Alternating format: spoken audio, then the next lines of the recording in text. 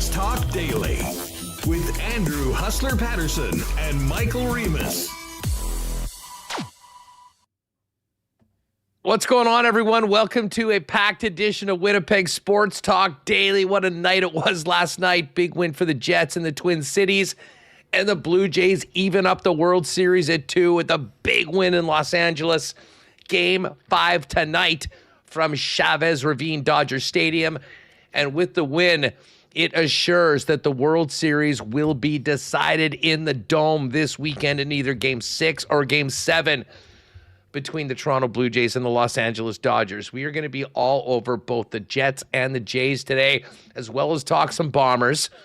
We're going to start it off with a little three-way with myself, Remo, and Connor Rabchak. We'll get some feedback and fallout from last night's game and hear from head coach Scott Arniel.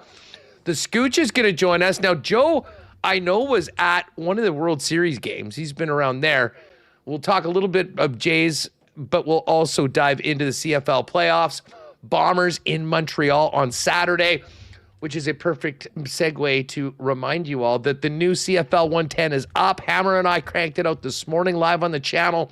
So when you're finished with Winnipeg Sports Talk today, make sure to pop over and get into CFL 110, looking back at the regular season and getting ready for two big playoff games in Montreal and BC this weekend. Wiebe was at the XL Energy Center last night. Ken will join us. We will talk Jets. I know Ken's going to have some takes on the series. And Ken, particularly happy because I do believe he was already in for a Game 6 visit to the Dome. So that is on now for Ken. He'll be giddy with excitement. We'll look forward to having him. And just John Cullen is going to join us. Cullen on curling. The final slate of teams is set for the upcoming Olympic curling trials for who will represent Canada in Italy. There's a lot of Manitoba talent, and a young Manitoba team clinched their spot to become the final of the 8 teams. We'll touch on that in John's new book in the last hour of the program. And JBM, Jake, I'm glad we're having Jake on today as opposed to yesterday. He would have been a lost soul after the 18-inning loss in Game 3. He's back, and he'll be fired up for Game 5 tonight. We'll talk about that and hopefully hit another winner with the home run bet. Haven't even needed the Coolbet home run insurance. Alejandro Kirk in Game number 1. Couldn't bet because I was in Toronto for Game 2 and 3. We got Vladdy last night, and hopefully we'll make it 3 in a row. We'll hit the Coolbet lines with Jake a little bit later on in the program. Just before we bring the fellas in, a big thanks to all the sponsors that make WSD happen each and every day. Of course, our partners at Coolbet, Princess Auto, the Winnipeg Jets, the HSC Millionaire Lottery. Don't forget, Thursday at midnight tomorrow is the deadline for the early bird prizes. Get your tickets today at hscmillionaire.com. Rolly's Transfer at St. Vital Dental Center and Canadian Club. Of course, the gang over at Chud's Power Sports.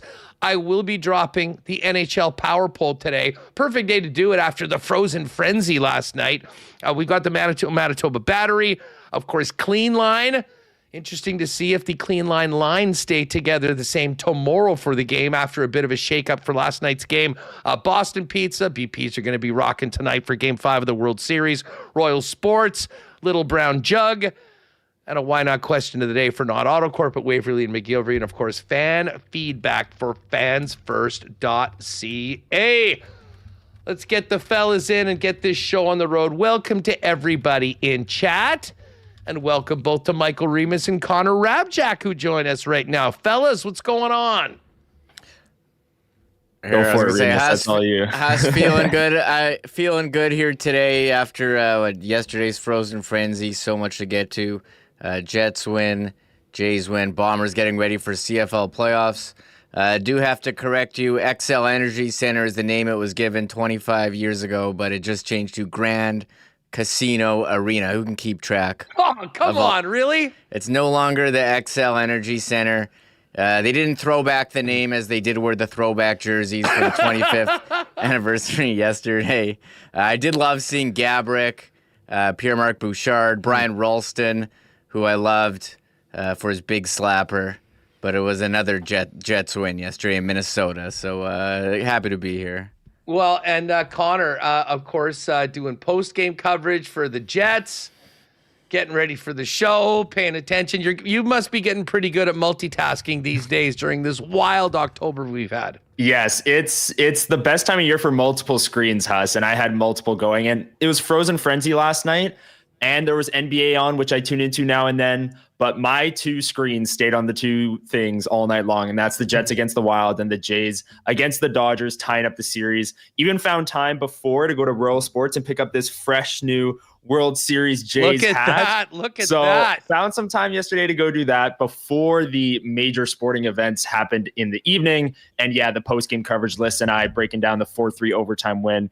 Far from the Jets A game, I'm sure we'll talk about it, but a fun game nonetheless, and an elite jersey matchup with the Jets Heritage Blues versus the Wild and their 25th anniversary Whites. Yeah, and listen, just before we get a million questions in the chat, if you missed yesterday, the World Series Blue Jays lids came in early yesterday at Royal. I mentioned it on the show. Connor was there within 20 minutes to grab his hands. I just texted Greg over at Royal, and they have not sold out. So they do have, and they got quite a few of them.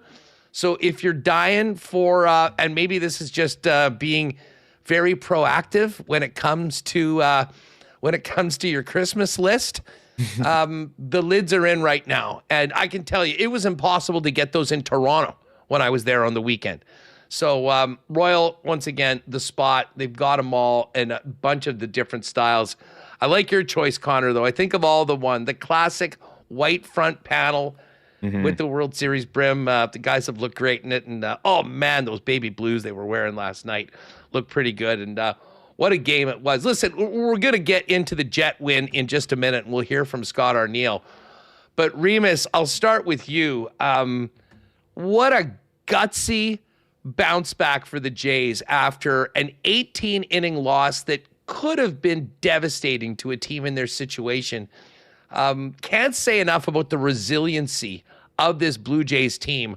They went down early. It was Vlad stepping up, sound familiar, with the 2-run homer to give them the lead. And what can you say about Shane Bieber pitching the way that he did? They break out with another 4 in the top of the 7th. And really, it seemed like if there was a hangover from the 18-inning game, it was actually on the world champion Dodgers and not the Blue Jays. It's kind of funny you mentioned that, and I was thinking the same thing. Ohtani, after playing an 18-inning game hitting, have to go out and pitch, and you saw him get a little banged up there in that lengthy game, and you have to wonder if there was an after effect, wasn't as sharp as he was in that 12 strikeout or 10 strikeout game against the Brewers, and the Jays needed a guy to step up with George Springer out of the lineup, and it was Vladimir Guerrero Jr., his 7th home run off the postseason, 2-run home run in the 3rd. It sets the Jays' career postseason record for homers. And you look at the pitching, Bieber was solid, settled in, struck out Ohtani twice, 5 1/3 innings, 3 strikeouts, 3 walks, and were able to bridge it over to the bullpen. How about Chris Bassett going back-to-back? He was great in that 18-inning game, and we thought he should have been going more. Well, he went two yesterday, and well done for the Jays. And I thought they might throw him out for a 3-inning save last night. I mean, I was certainly watching the game there, but you know what that tells me, Reem, is I think that after how good he looked in the 8-pitch performance in the marathon game, and then taking care of business with 2 innings last night, with where they were, they knew they could come in, go to Louis Varland and hopefully get it done without getting to Hoffman, and keep Bassett as more of a possibility for these next few days. I mean, how good he's looked on the mound, I think really does change some of the options for John Schneider and Pete Walker when they're talking about bringing guys out and when they can place relievers in, because Bassett has been absolutely nails in a relief role, one that he's not usually accustomed to being in. Yeah, signed as a starter, but it's that time of year where guys will do whatever they can to help the team win. And for him, coming back from an injury, you're not as stretched out and you don't have the stamina that you do as a starter. And yeah, he's been excellent here in the postseason. First time going back-to-back outings, so now you can trust him with that. And I agree. For a Jays bullpen that had some question marks, which led them, to acquire Sir Anthony Dominguez at the deadline. Having Bassett, another arm in there who's been very good, certainly a bonus here heading into the final games of the series. Honor, it was the bottom of the lineup, I thought, that was the difference between the Jays and the Seattle Mariners in that 7-game series. And listen, the lineup by the second half of that 18-inning game was not even close to what they'd had. I mean, they'd taken out a bunch of the bats, and it sort of bit them. I mean, you can never imagine that a game is going to go that long. But it was the guys at the bottom of the lineup again last night that stepped up big. I mean, Big Ernie Clement getting it done. I know Jake will be talking about that when he comes on later on. Jimenez with that big hit as well. I mean, the one thing you can say about this Blue Jays team is that everybody has had a hand in so many of these wins. And yes, the Dodgers have star power almost unlike any other team in North American sports. But it still does come down to execution and team play overall. And starting with Shane Bieber, going through the lineup, the guys that were tasked with playing, with George Springer being out, everybody had a piece in that one, but especially the guys at the bottom of the lineup helping get those insurance runs late in the game, which were so big. Oh, so big. Like Andres Jimenez with the single to put the Jays up 3-1 instead of 2-1. And yes, Chris Bassett was dealing, and that's been such a big development for the Blue Jays, and having him be this like randomly elite setup guy in the bullpen. But then Lucas comes up. Vladdy is supposed to come up, and they intentionally walk him. Well, Bo Bichette looks to be back, and he'll just put a 110-mile-an-hour ball out off the wall in right center. Or left center, and score even more runs. And those insurance runs were so huge. I thought maybe they were going to get to Bassett again in the 9th inning, but they had to get their scheduled Louis Varland appearance in there. One per game. He's in there every single game. Louis Varland had to be in there to close it out. But yeah, you see the Jays bottom of the lineup, and I agree with you, Huss. In the Mariners series, that was absolutely the difference. You can say the same about this series right now. The Dodgers bottom of their lineup is contributing nothing. It's like Andy Pages comes up and he's 4 for 48 in the playoffs right now. Like, he is an absolute black hole when it comes to any kind of bat or offense. And then you look at the 9-hitter in the Jays lineup, Andres Jimenez, coming up with a huge single to give the Jays an extra run of insurance late in the game. So it was such a fun game for the Jays. Ernie Clement with the head first dive into first. Like, this team just cares. Awesome. It's just so electric. That's the most electric way to get a single, Huss, is a head first dive into first. And this team is just so much fun to watch right now. No George Springer yesterday either. No problem. Trey is savage today against Blake Snell, same as the Game 1 starters. Hopefully it goes the same as it did in Game 1 for the Jays. Remo, it was this team was depleted. Bo is a shell of what he's basically just an expert singles hitter that can't run right now. George Springer being out, it was time for the team once again to be carried by Vladimir Guerrero Jr. And if this team wins this series, we will look back at the 2-run homer off Ohtani. By the way, I don't know if you've seen that still shot of Vlad. Amazing. Knowing that it's gone off of his bat and Shohei turning around to see where it's going. That will be one of the many Canadian heritage moments of this run. But just thoughts on Vlad stepping up again in the playoffs in the fashion that he did last night. Yes, his OPS 1.306, out of control. As I mentioned before, 7 home runs this postseason.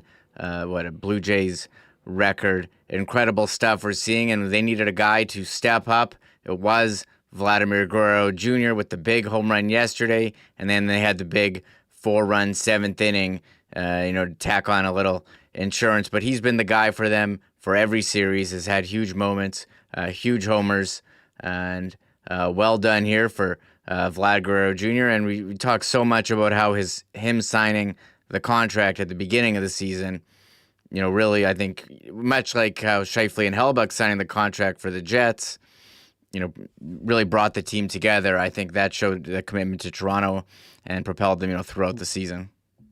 Well, cannot wait for tonight. Game 5, we'll get into it more with Savage on the hill. Blake Snell, who was in on game one. We all remember how that one. So maybe we can rekindle the magic of last Friday night and put the Jays one win away. The fact that, and maybe I'm just scarred from being in the building watching Yamamoto do what he did on Saturday night. I really feel like the Jays need this one tonight if they're going to win the World Series, because that is going to be a tall task to beat Yamamoto on Friday night. And I'll tell you what, if it gets to Game 7, back at home in the Dome, I don't see why not. They couldn't be celebrating in the streets of Toronto at the end of this epic series. All right, we're going to get into the Jets in just a minute. Do want to give a big shout out to our friends at Uptown Alley. It is so great to have Uptown Alley on board. You know, I grew up going to the original Uptown Alley on Academy Road, but only in my wildest dreams could I imagine what the new spot would turn into. If you haven't checked it out at 1301 St. Matthews Avenue, you got to get down there.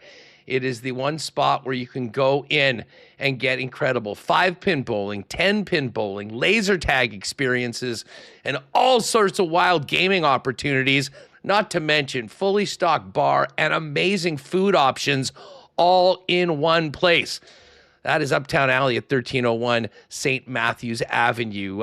They do have the daily special after 9 o'clock p.m., 90 minutes of bowling, and a $10 arcade card for $20.49 for 5-pin bowling, $22.49 for 10-pin. But it's also the best place in the city for birthday parties, for kids, for teens, or adults, and amazing corporate and group functions where they can put together your activities, amazing food, all together in one. Find out more on everything they can do for you in your group event at uptownalley.ca, 488-0000, or just pop down this evening or this weekend and check them out. We're looking forward to doing an event, a WST event at Uptown Alley, which will keep you posted on as well. Hey, our friends at Rolly's Transfer are ready to move you and your family to your next destination, as they've been doing for Manitobans for over 60 years, family owned and operated right here in Winnipeg.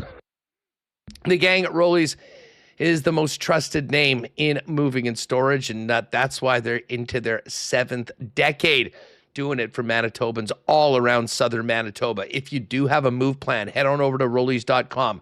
Click on Request an Estimate. Put in the promo code WST for a special discount on moving services and moving supplies. Let them know when and where you're moving and what needs to go. They'll turn it around quickly with a great quote and get you locked in for the white glove treatment and service that Rollies has been famous for over 60 years. For all your moving needs, make it Rollies. Find out more, request an estimate today online at rollies.com. Our pal Dr. Terry at St. Vital Dental Center, I know, probably rolled into the office today with a big smile on his face. Big Jays fan, was out at the ALCS. He'll be locked in.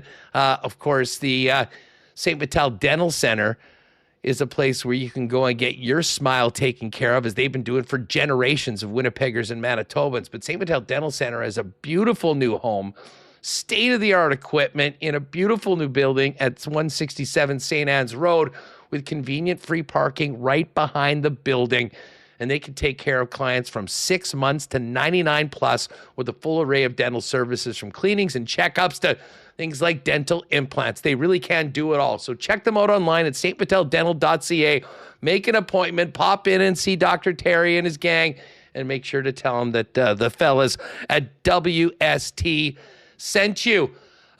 Just before we get to the Jets, don't forget Bombers and Montreal on the weekend, 1 o'clock. We'll get into that with Joe Pascucci coming up.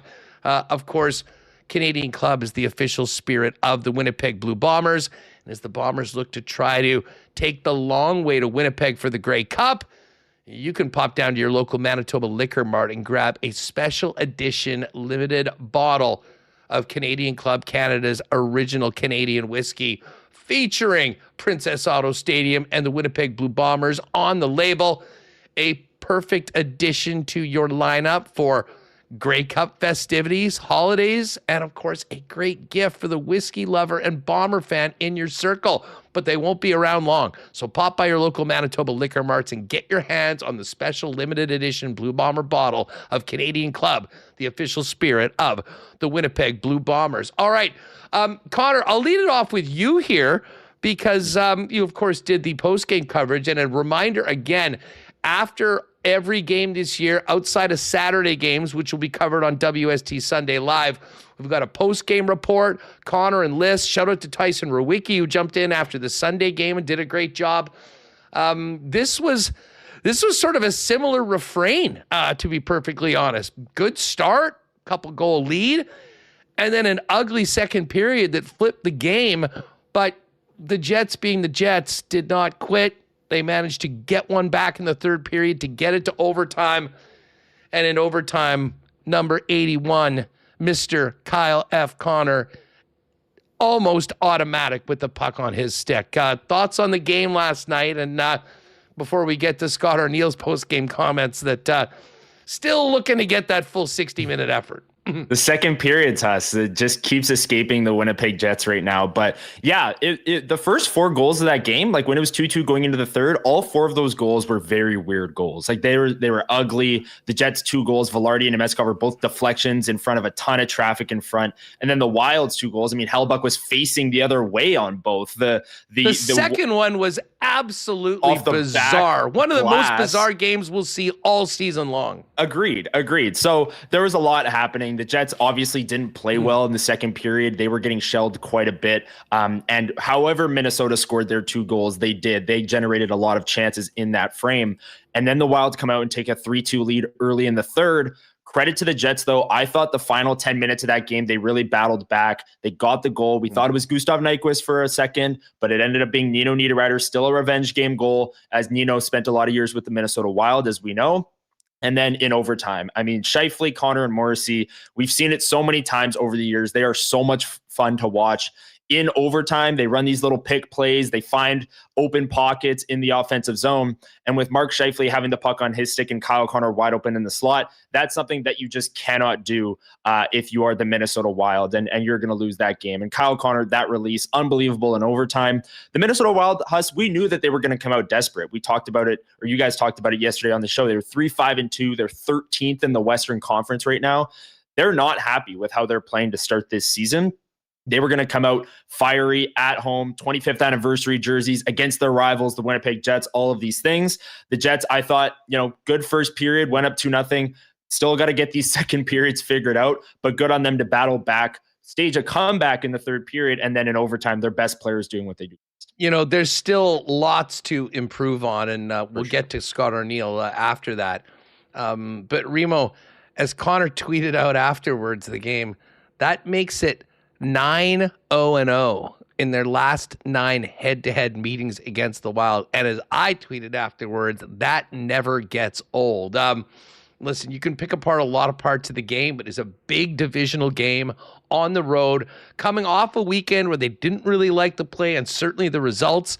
To get those 2 points in that fashion, very important for Winnipeg, who's going to take on a hot Chicago team coming in, who just lit up the Sens to the tune of 7-3 last night. Connor Bedard with his first career hat trick yesterday. And for the Jets, it was not the prettiest win. They got outshot, especially in that second period, outchanced. But I think they're just trying to survive here this period of time where you're without Dylan Samberg, without Cole Perfetti, and without Adam Lowry. It's not going to look the prettiest, and they've reiterated over and over again they felt like they haven't played full 60 minutes. But when you're looking at the standings and you see games played and the Jets record is 7-3 after 10, I think you have to be pretty pumped for that and knowing that there is room for improvement. But as you said, I mean, the Jets and Wild have had quite a rivalry going back the last couple of years. Wild fans still not happy with Logan Stanley, who really stuck it to them. 2 assists. That was a couple of years ago that he sat on Kirill Kaprizov and injured him. And, the Jets seem to have the Wild number in these close games. But you said it, when they get to overtime, the Scheifele, Morrissey, Connor trio, elite, and Kyle Connor, just a slight flick of the wrist, finds an opening and puts it past the Wild goalie to give the Jets the win in OT. And I did see a tweet from American Greg Wyshynski noting, Kyle Connor scoring an overtime winner. I don't think the Americans will ever get over not using him in that gold medal Four Nations game and instead playing injured Matthew Tkachuk. Yeah, for 4 minutes, and the corpse of Chris Kreider, who also couldn't get off the bench. Just quickly before we hear from Arnie, Connor, the finish on Kyle Connor's goal was. We know that this guy is an elite goal scorer and does very, very special things, but even that one on the Kyle Connor scale was spectacular in the nonchalant way he took the puck, and credit to Scheifele for creating a little bit of extra space for him, but he just went in and it was off his stick and in the back of the net, and Gustafsson was skating to the bench literally in the blink of an eye. It was one of the calmest snipes I can remember in an NHL game in a long time. 81. I could not agree more, Huss. He made it look way too easy. And it's like he's wide open in the slot, too. It's like that guy that can score that easily, that nonchalantly, you don't want to leave that open in the middle of the slot for Mark Scheifele to hit with a pass. And it was a game, obviously 3-on-3 overtime is different, but it was a game all night long where there wasn't a lot of space. The Jets had to work to get their chances, the ones that they did have. And the Wild, I thought their forecheck really got on the Jets defense core early. And Huss, I was thinking of you as well. Morgan Barron, if that play where he rubbed Kirill Kaprizov out, lifted the stick, stepped to the middle of the ice and ringed it off the crossbar, if that went in, that would have been the goal of the season so far, stealing it from the $17 million man and going bar down in Minnesota. But Morgan Barron, I thought, had a great game as well last night. Want to give a quick shout out to him. But yeah, Kyle Connor, could not agree more. Made it look way too easy in overtime. You know what, just on that, I mean, yesterday we were doing the clean line lines for the show, and they did kind of shake up that middle six. I mean, what did you think of the new look of those lines, particularly what was happening in the middle with Morgan Barron moving up, Parker Ford coming into the lineup as the 4C? Yeah, I was intrigued by the moves. Obviously, more Morgan Barron is something that seemingly everyone is on board for right now. So him moving up in the lineup, I liked. Liz, who I did the postgame with after the game, was intrigued by Nemesnikov moving to the wing. With Adam Lowry's return seemingly imminent here, it looks like that Nemesnikov is going to be the guy that's moving to the wing in this scenario. I thought Jonathan Toews had a really strong first period. He was all over the puck as well. So the center depth is kind of forming for the Winnipeg Jets, with Toews, Lowry coming back soon, and Barron, who got a promotion last night, up in the lineup. And I know the analytics really across the board for the Winnipeg Jets didn't look great last night, especially at 5-on-5, but I thought that the Barron, Niederreiter, Nyquist line had some really good moments. They had the goal that got the Jets back in it, tied it 3-3. And I think Nyquist and Niederreiter are both two wingers that can benefit from having a guy like Barron in the middle who has the speed and can drive the net and get to the corners quickly and open up space for Gustav Nyquist, who we know is more of an offensive skilled winger and does better with that space. So I am intrigued by that line. I'd like to see it again tomorrow night against the Chicago Blackhawks and maybe even Saturday against Pittsburgh. And then when Adam Lowry comes back, I think there's going to be a whole nother reshuffling as the Jets get closer and closer to what they hoped was their lineup for game one, but obviously has taken a few weeks to kind of come into shape here. Yeah, you did mention Logan Stanley, 2 assists, both in the first period. He now has 6 points in 10 games on the season. Stanzilla enjoying certainly the best offensive numbers of his career is a part of that win. Let's hear what the coach had to say. Reem, if you want to cue that up. And by the way, just before we get to Scott Arniel, no game today. Tomorrow, of course, is a Winnipeg Jets game day. And that means, gang, that all day long, you can take advantage of the McDonald's game day deals any day the Jets play, home or away.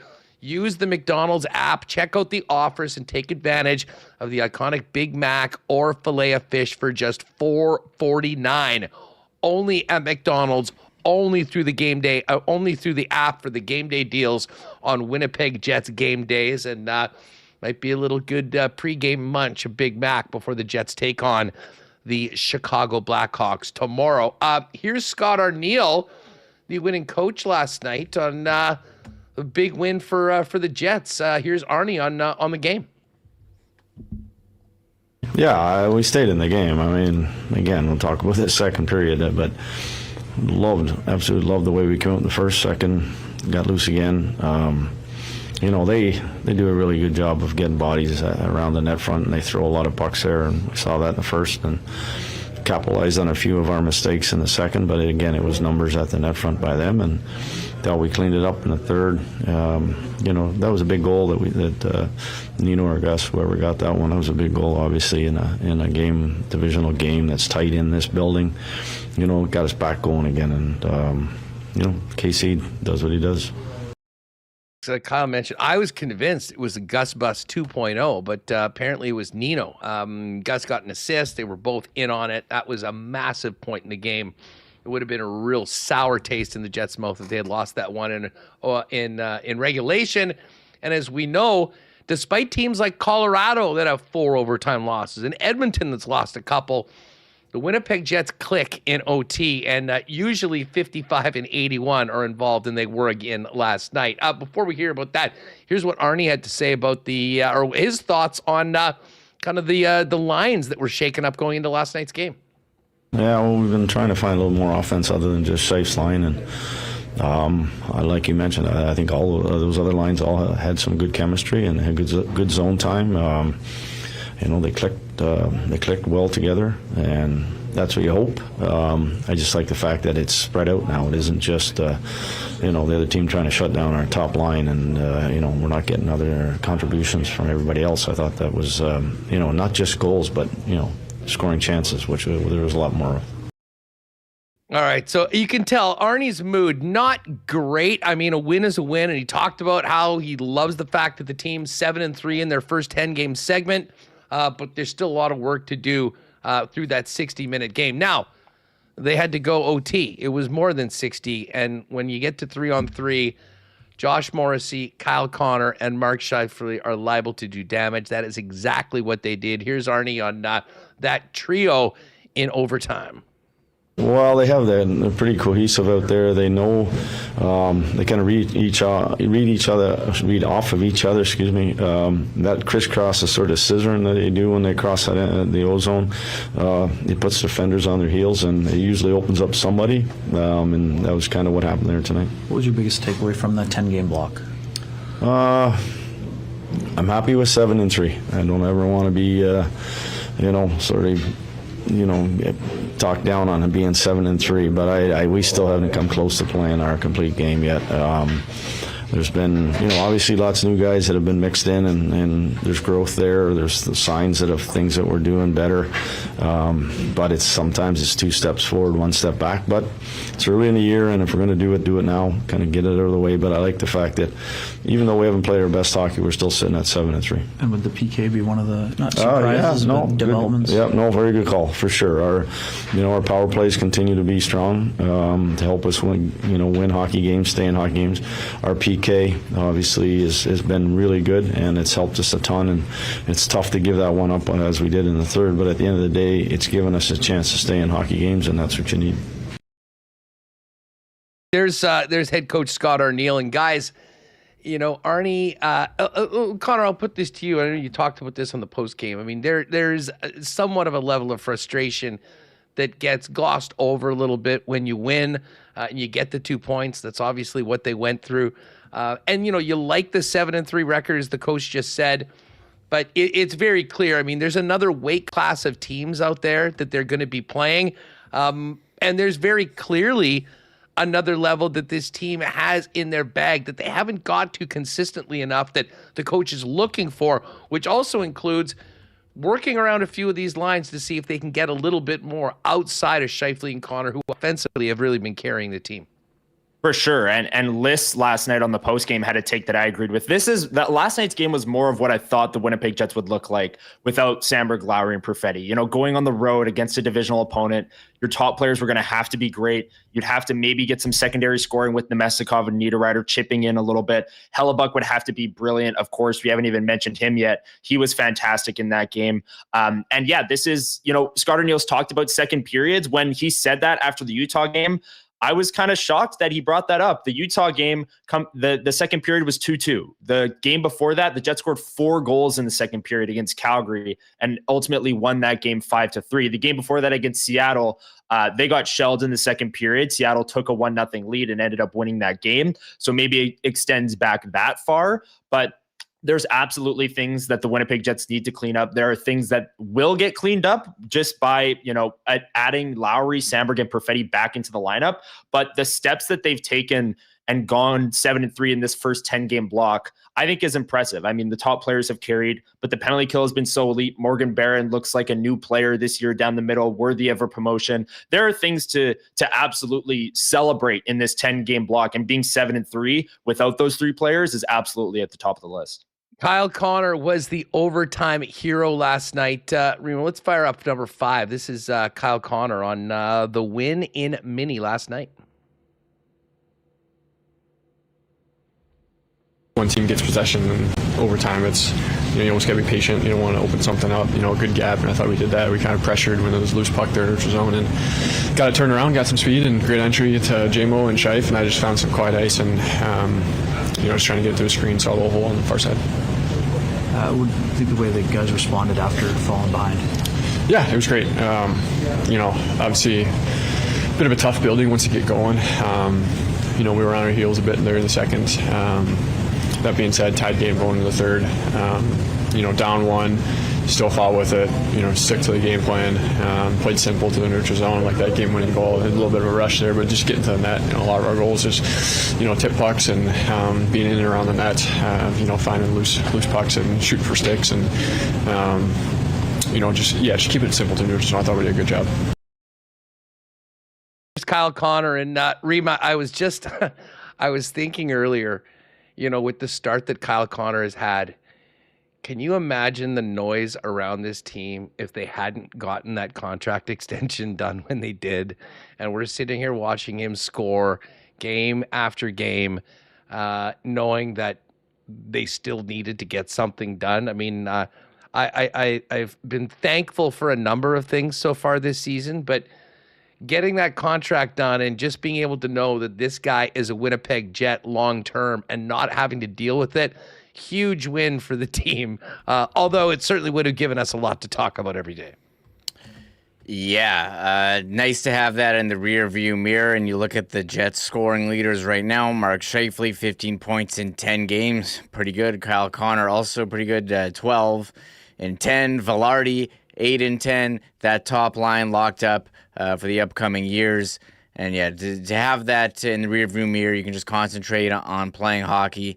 Exceptional for the Jets and the future of the team. So, as they say, as yesterday's price is not today's price, and you have to imagine that it would be going up, by the day here. As you see, you see a lot of the other, free agents signed too. So the pool of available players in the offseason shrinking, the demand going up, supply, as I said, supply lower, which means the price would be going up too. So nicely done by the Jets to have that one locked up. Shout out to you for managing to mix in a Pusha T lyric into today's episode of Winnipeg Sports Talk. That's some expert work. Hey, listen, just before we wrap this up, one more from Connor. We've been talking about the second periods. Arnie spoke about it afterwards. Here's what Connor had to say about kind of laying off it a little bit recently in the second frame. We'll see. We just got to, stick together for a full 60. Trim down on the penalty minutes. Seems like we've, taken too many here in the last couple of games here, and that's, even if they don't score, penalty kill's been great, but it generates momentum for the other team, and kind of sit back on your heels and so that could be one thing. Being a little disciplined, also just being a mature group and not trying to open it up. Sometimes we get stuck on the changes as well. In the second period, and we just got to change better. Just smart things that add up to overall playing a smarter game. What do you think the way you guys regrouped after not really liking the effort on Sunday or the complete effort? It's a resilient group here, and we've shown parts of, I think, every game this season of what this team could be, and stuck with it, and we found a way to win. All right, there's Kyle Connor. And, we were going to have Scooch jump in right away. It sounds like Ken's flight's getting changed a little bit, so we're going to get Ken in a little bit earlier before. But, guys, or Connor, I'll throw this at you. I mean, the second period, there's no real rhyme or reason behind it. And, we were looking, if you were watching the game last night, they were showing what the Jets have done in the first period and how stingy that they've been. I mean, I do think it is a little bit of an anomaly. And again, we're working with the 10-game sample, which, is a little different. If you go through 5 games like this after game 50, it won't show up as much in the numbers. But, it's clear they kind of have gone off of it a little bit. And, I mean, the guys can say whatever they want. It's just a matter of, being able to, maintain your level of momentum and commitment to everything. Like, there's a couple times where Arnie's been pretty critical of the team, maybe not having that same work ethic or level at that second period. And, that's just something that teams sort of go through right now. But it's certainly something that the coach is on to and the players are going to have to be too. And this is, just one of those things that you work out over an 82 games regular season, Huss, so that when the playoffs come around, the Jets aren't getting shelled in the second period. But Kyle Connor brought something up in his answer there, the penalties. That to me is honestly a bigger concern or of equal concern as the second periods. The Jets tie the game up 3-3 last night. Nino Niederreiter gets the goal. The Jets are really pushing in that third period. I thought they were the better team in that third period after the Wild made it 3-2. And then with 5.5 minutes left, Tanner Pearson takes a tripping penalty. That could have been the game right there. And the Jets, they don't have to apologize for anyone. They have a penalty kill that's clicking along at an elite rate. They have the best goaltender on the planet. Those things are, the main reasons why they're 7-3 right now is their goaltender and their penalty kill being up over 90%. But a game like last night, you're playing with fire, taking all of these penalties. They took 4. The Minnesota Wild only took 1. I don't know about you, Huss, but to me, that's honestly a bigger concern. Even when Lowry, Sandberg, and Perfetti come back, the Jets need to cut down on the penalties. Their penalty kill has been awesome and bailed them out a ton, but that's not a sustainable way to win, constantly losing the penalty differential. And Connor Hellebuyck's been great in keeping that average up, but that's something they'll have to cut down going forward. Yeah, Remo, listen, at some point, much like, talking about the Bombers' success over the past 5 years, you kind of get spoiled with a certain level of excellence.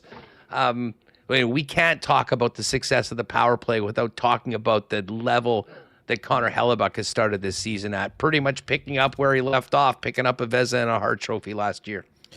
I thought there was no way, Connor Hellebuyck would be able to replicate the season he had last year where he won the Vezina, won the Hart Trophy, and, could he win, a 4th Vezina? Is that possible? Well, I'm looking at Money Puck goal save above expected. There's Connor Hellebuyck ranking 4th in the league at 8.7 goals.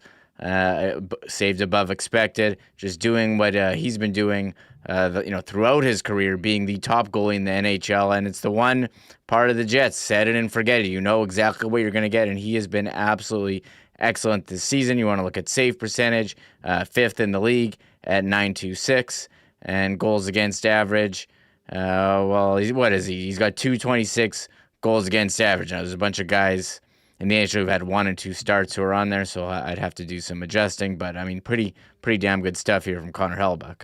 Yeah, no doubt about it. Here's one more from Kyle Connor. And, Arnie talked about the 7-3 start to the season. Here's what Kyle had to say about the first 10-game segment. Shout out our pal, Rick Ralph. I think we're still growing as a team. I think we got to work on our consistency a bit. That being said, we've shown spurts of, I think, the identity of the team, but it's definitely a work in progress. And everybody's motivated in here to get better and push each other. And I would just say, we're kind of building identity and still working on it. All right, so there's Kyle Connor. He, the hero last night in overtime. We'll get into more of this with Ken Wiebe, who was in St. Paul last night. What's it called? The Grand Casino Arena now. I think I'll be calling it XL for at least the next 2 years before I remember the new name change. Connor, great stuff as always. Thanks again for jumping on. And I know you'll be down at the morning skate tomorrow. We'll have more morning skate report. We'll have updated clean line lines for tomorrow's game. And just before you leave, thoughts on the Hawks coming into tomorrow night after lighting up the Sens, who had been a bit of an offensive juggernaut themselves. As Remis mentioned, Bedard's first career NHL hat trick yesterday. And this Hawks team, for the first time in a number of years, has some juice. Not to mention, of course, the Jonathan Toews story going up against his longtime team for the first time. Right. Of course, the Jonathan Toews story is at the forefront. But yeah, Huss, you look at the start of the regular season or when the schedule came out and you see, a 2-game home set against Chicago and Pittsburgh, that's going to be 2 wins. Well, Chicago's 5-3-2. They're 8th in the Western Conference right now. Connor Bedard just had a hat trick last night. They put up 7 goals on Ottawa. And then the Pittsburgh Penguins coming in on Saturday, they're 7-2-2, second best record in the East to start the season. So these next 2 games by no means are a pushover. Maybe the Winnipeg Jets will get their captain back in these next 2 games. We'll be at the rink looking for that. But yeah, big weekend ahead with some post games. Sunday live, Jays tonight, Trey Savage, Jays Friday, maybe Jays Saturday with Game 7. Really looking for, and then the Bombers Saturday. I mean, we haven't even mentioned the Bombers quite yet on today's program, but a big Bomber game as they try and go through the East to the Grey Cup. So great time of the year for Sports House, and I'm fired up for this weekend. Right on. Well, thanks for jumping on. Always fun to go at it, the 3 of us, and we'll look forward to catching up tomorrow with a teeing up of tomorrow's game down at Canada Life Center between the Jets and the Chicago Blackhawks. Appreciate it, pal. Talk to you later. All right, Wieber's going to join us right away, but I do want to thank, speaking of the Bombers, our friends at Princess Auto for their support of WST. I know the Princess Auto folks are ready for Grey Cup weekend, and Princess Auto Stadium is ready to welcome fans from across the country for the 112th Grey Cup. Of course, Princess Auto, just like the Canadian Football League, is across the country, but Princess Auto, founded and headquartered right here in the Peg, and now coast to coast, but with 3 Manitoba locations: Panet Road, Portage Avenue West, Brandon, where you'll find the best deals on the most unique assortment of tools and equipment around. Everything you need to complete the projects on your list or start something new is at Princess Auto. So pop by and see them in store today or shop online 24/7, 365 over at princessauto.com. Yes, I am making some adjustments to this week's NHL Power Poll. We had the entire league playing last night. We'll touch on that a little later on, but our Power Polls on WST, Connor and Liz do a really fun one on WST Sunday Live. We'll do the NFL on Friday, and of course the NHL Weekly here, are all brought to you by Manitoba's Power Sports Superstore, Chud's Power Sports, up in Gimli, now helping the Manitoba community for over 80 years with the most experienced staff in the game, helping you get the right purchase and saving you big money while you're at it. Chud's has the best array of selection on ATVs, UTVs, boats, snowmobiles, RVs, and ice houses, as well as tractors, golf carts, and things like Argo and Sasquatch for more commercial use, not to mention street and dirt bikes. If you head over to chudspowersports.com, you'll find amazing deals on some feature items, including the Arctic Cat Altera 600 LTD, a Polaris Sportsman, Polaris Rangers, as well as great deals on clearance items.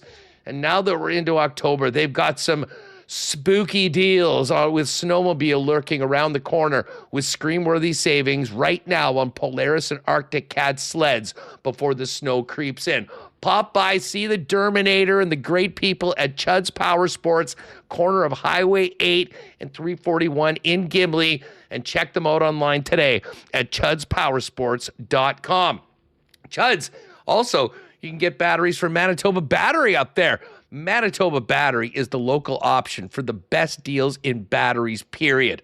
Locally owned and operated and featuring the best prices in town, period. Beating the pants off the big box stores, along with the local touch, the best in customer service, free battery testing at either the Logan Avenue or Dovercourt Drive location, and delivery services on your doorstep anywhere inside the perimeter of Winnipeg if you don't have time to get down to Manitoba Battery yourself.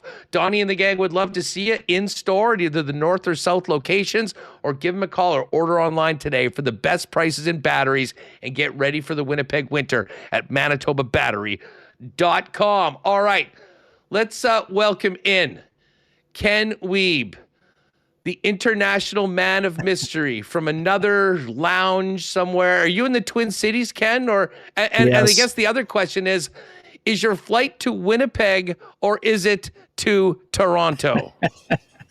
Toronto via Winnipeg. Andrew, great to be with you. Minneapolis Delta Lounge in full force here. Sorry, not a prettier backdrop. Could not find a seat with the scenic background, but looks pretty good. We see the coffee machines behind, a little spread, where you and all the Bobby Big Wheels that have lounge access are able to pop in and chill.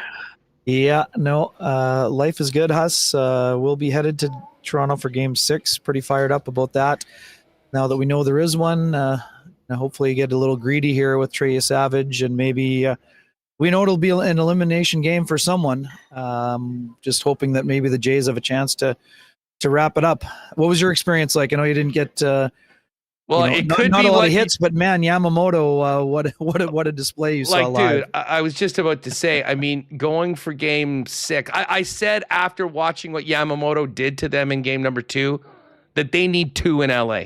Because, while you have an opportunity, and that's why they play the games, Yamamoto is just pitching at such a level that it's going to be really tough to beat him. He looks like prime Scooble, Garrett Crochet right now. It's the best in a pitch. He's gone back-to-back complete games. Haven't even been able to get to the Dodger bullpen. So it is going to be tight. But here you have it, Ken. There it is. And there it is. Yes, I've got a few of those. A few of those. This one now has the World Series on it. So you will perfect. get that one. Yes, sir. To go along with your DS and your CS action. But it was great. Were you able to, I know you were working last night, so you probably were supposed to be watching the hockey game. How's the multitasking in the press box right now in the midst of, the breadwinner in you along with the Jays fan? Because I can tell you just for fans, it's been very difficult to keep up with it all. Yeah, I do have to say it was easy for me to watch the Jets game last night as my feed wasn't working. So I was listening to the radio broadcast in my ear. Schulman and LaRue took me home and enjoyed watching the entire Jets game there. So I did get all the highlights. The beauty of the technology now is that, I had a few texts about the Vladdy home run. I could see it within minutes and saw the rest of the highlights after the game. But yeah, listening in one ear, former Moose, rugged forward and defenseman Wade Brookbank, a couple seats over from me. He had some good multitasking at the game going. So we had the updates flowing, occasionally got a glimpse of his screen, but overall watched that hockey game and, enjoyed the rest of the talking in my ear. It was very Paul Edmonds above me. So there's a lot of, it's a lot of voices coming on. I've got my iPod in one ear. I've got Edmonds in the other. I've got the Jets in front of me. It's a beautiful time to be alive, as they say. Well, listen, Dan Schulman, Paul Edmonds, you got 2 elite play-by-play voices getting into your dome. And listen, what a win last night. I have to ask you just a logistics question. Sure. I knew you had to go out. When did you fly to Minneapolis for it was game? Early enough. Yeah, no worries there. So this is, I had a long day. Did you go the day of the game? I had a long day. So I was a day before the game, but I had a 8:00 flight. So I had a 5:30 wake up, 8:00, got some writing done on the plane. And when I got there, quick nap, and then got all 18 innings. Yes. My question was, I thought you might be leaving. I thought you might have like the 6 a.m. flight. No, got to get there the day before, Huss, just to make sure we don't have any issues. But yeah, it was a long one. I'm pretty sure. So early dinner at a great spot downtown Bar La Grassa, back at the hotel, and I'm pretty sure that I said to the people in my life that were asking, I don't know that I sat down I was just watching in my room. I don't know that I sat down between the 7th and the 18th innings. So it was a bit ridiculous, but yeah, high tension and obviously incredibly difficult and disappointing ending for Jays fans. But honestly, Huss, if you're a fan of the game, doesn't matter who you're rooting for, that's instant classic material. One of the craziest things you'll see with 9 times on base for Ohtani, including 4 extra base hits. Yeah, just incredible. You feel for Brendan Little, Huss. I mean, he's Finished not a asked, great 17th he's inning. not asked to go out 2 innings very often. You think he's going to be able to wash away the disappointment, and then that happens. Walk off central from Freddie World Series man there. But yeah, I mean, it's not just one. Obviously that's the play that gets the recognition because it's a walk off homer. Jays had ample opportunities to put that game away. One of their most reliable people in leverage gave up a home run when he was supposed to be pitching around Shohei Ohtani. Sometimes the fastball just goes middle, whether you're Sir Anthony Dominguez or you're Brendan Little, or you're Shohei Ohtani. I mean, again, this is a guy who is doing things we have not seen ever.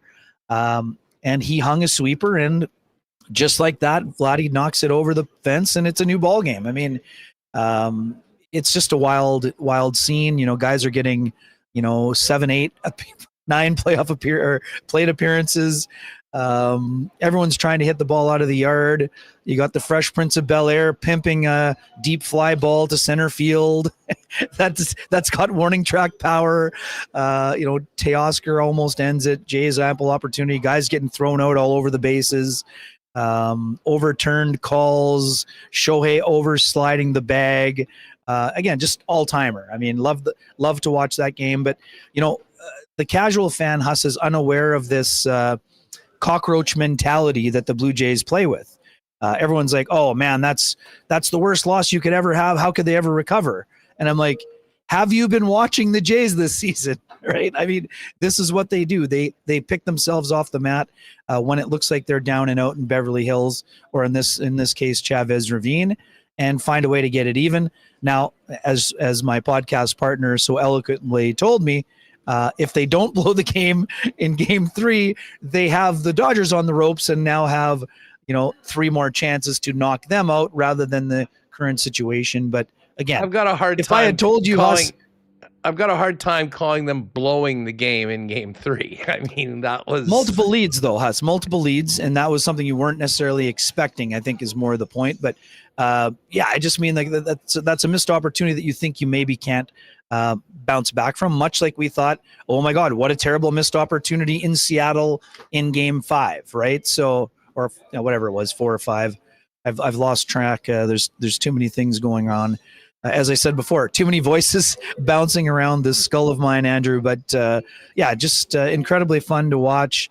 Worst to first, like it's just crazy. Like and this is what I said to Sean. I mean, if I'd told you at the start of the year the Jays would have an opportunity to be 2-2 with the defending World Series champions and heading into a best of 3, they would have taken it every time. I mean, this team was dead last in the AL East last year. So well, I was saying a similar sort of thing at a micro level in game 3. I mean, texting with Jake and Pat, who were just like living and dying with every pitch in this. I'm like, guys, chill out here. If I had told you that Ohtani would go 4 for 4 with 2 doubles and 2 home runs, but I said you were in extra innings, would you take it? Yeah. I said damn straight we would. And listen, the resiliency of this team was on full display last night. And once again, it was, a guy that had a quieter start compared to the lofty levels he had in the first series. Vladimir Guerrero Jr.'s performance and the homer last night, exactly what a depleted team without George Springer in the lineup and a hobbled Bo Bichette got them going. And then it was the guys at the bottom of the lineup, Ernie Clement, Jimenez. I mean, those hits and contributions at the bottom of the lineup, it was the difference in the Seattle series, in my opinion, and certainly was a big part of last night. Just before we get to Barger's that sort of infield single there as well. Listen, Barger, he had the grand slam. He's sort of one of the top guys. Quick thought on tonight. I mean, they've beaten the Dodgers on a Blake Snell start already once. And like I said before, I really think the Jays have to have this one. If they've got 2 cracks at them at home, I think they've got a good chance of winning. I'll be freaked out if they have to beat Yamamoto in game number 6 if they don't get the job done tonight. Yeah, totally fair, Huss. And speaking of Barger, how about that seed that he threw to the plate? Dude, That just as an outfielder, I just love that, and the texts are just blasting in. Like, it just was an unbelievable. Reminded scene yourself there. back with the Altona Royals back in the day. It's Bisons, but Bisons, I wish my arm was that strong, Huss. But fun to watch, yeah, for sure. I agree. I mean, it's not. Obviously, we overuse the term must win a lot in sports. It's probably in the gotta have it kind of category. Not impossible given how well the Jays have played to win 2 and needing to. But you're asking a lot to have beaten Yamamoto, 2 games after you beat Ohtani, who has been almost unhittable in these playoffs as well. I'm encouraged by the way they battled against Snell in the first outing. So, I mean, I do think that they'll have a good plan against them. But again, it's a grind and no easy outs in that Dodger lineup. I guess you could argue Pajes might be an easy out with the batting average sub 100, but he's also the kind of guy that could step on a home run. I mean, that's the other part of it. It's like the Yankees. They got all these guys hitting in the bottom of the order that had 20 plus jacks. So, I mean, I think Savage is well positioned. And people are making a big deal out of this road start, Huss. Dodger Stadium is one of the most pitcher-friendly ballparks in the league. So I think it's actually set up quite well for Trey. The moment has not been too big for him so far. We know that Ohtani has been able to hit the split over the course of his career, but I think Savage has a special outing again. And the bullpen's pretty rested, at least in terms of the leverage arms. Hoffman needed a break after 33 the other night. So I think they're well positioned. If Savage can get them 6 innings, I think they're in a good spot to go home with the lead. And just quickly, I said this was the last one, but you mentioned saving Hoffman last night. Yeah, which was fortunate. Bassett has been lights out in the last 2 nights. He hadn't pitched back-to-back games since 2012 in a single high A. And I think they would have been fine to throw him out and give him the very rare 3-inning save, one of the only things we haven't seen in this series. Yeah, on the bingo card, it's pretty empty. But the fact of the matter is, I think it showed, like, he's been so good, they want to potentially have him for tonight, Game 6 and Game 7, and allowed Louis Varland. But, I mean, Bassett's performance amongst a number of other relievers, but especially him, just because I think it was relatively unexpected. A huge part. And the bottom line is the bullpen right now is a strength for the Blue Jays as opposed to the Dodgers. I mean, in between the starters and Sasaki, that is the one hole. And listen, if they can have some good long at-bats and get Blake Snell out of the game in 5 or in 6 innings, that'll go a long way to get this one done tonight. So bring it on. Game 5, Lauer, the stakes are high. Lauer, just incredible. Lauer. What a showing. Forgotten for a guy man. who hadn't started since August. So just a crazy outing. Huge part of the Jays' success earlier on in the season. It really was that sort of forgotten guy, and he went in with one of the most clutch performances you'll see in a long time. Speaking of clutch performances, it wasn't pretty, but Nino Niederreiter / Gustav Nyquist combined to tie the game up, and then a little bit of OT magic for Kyle Connor afterwards. A big 2 points. It's their 9th straight win against Minnesota. A big 2 points in the division as well. But this, I'll ask you, because you were there asking the questions. For a win, Scott Arniel still seemed to have some frustrations over some of the things that took place over the course of 60-plus minutes. But as he said afterwards, you love the win and you love the 7-3 record through 10. Yeah, no doubt, Huss. And, that was a little bit of the Randy Carlyle / Alain Vigneault coming through the whole, don't criticize a win or, a record that is rocking a 700 win percentage. But yeah, I mean, I think that it's fair to say that the Jets are happy with the record, but not necessarily happy how they got to that record. There's all kinds of things at play here, Huss. I do think, again, Wilder missing Zuccarello big time up front. Certainly you can see it with Kaprizov. Even though he's getting some points, he's just not as dominant as we're used to seeing him. Let's just put it this way. Part of the reason the Jets are 7-3 and have struggled defensively at times is that they're missing two of their most exceptional defensive players in Adam Lowry and Dylan Sandberg. And Cole Perfetti is someone that is, very alert defensively, smart player, and was someone they were counting on to level up and really try to minimize the impact of the departure. We knew there was going to be an impact with Ehlers leaving us, but we thought that if Perfetti was taking that next step, the drop-off would not be as significant, and you haven't had Cole Perfetti in the lineup yet. So all those things considered, they're looking for, they've had a spin cycle on the middle six of the lines. They came through with 2 big goals yesterday, including the tire, as you mentioned. What did you, just quickly on those lines? I mean, what did you think of the decision to move Vlad off? I think that's really a precursor to the impending return of Adam Lowry.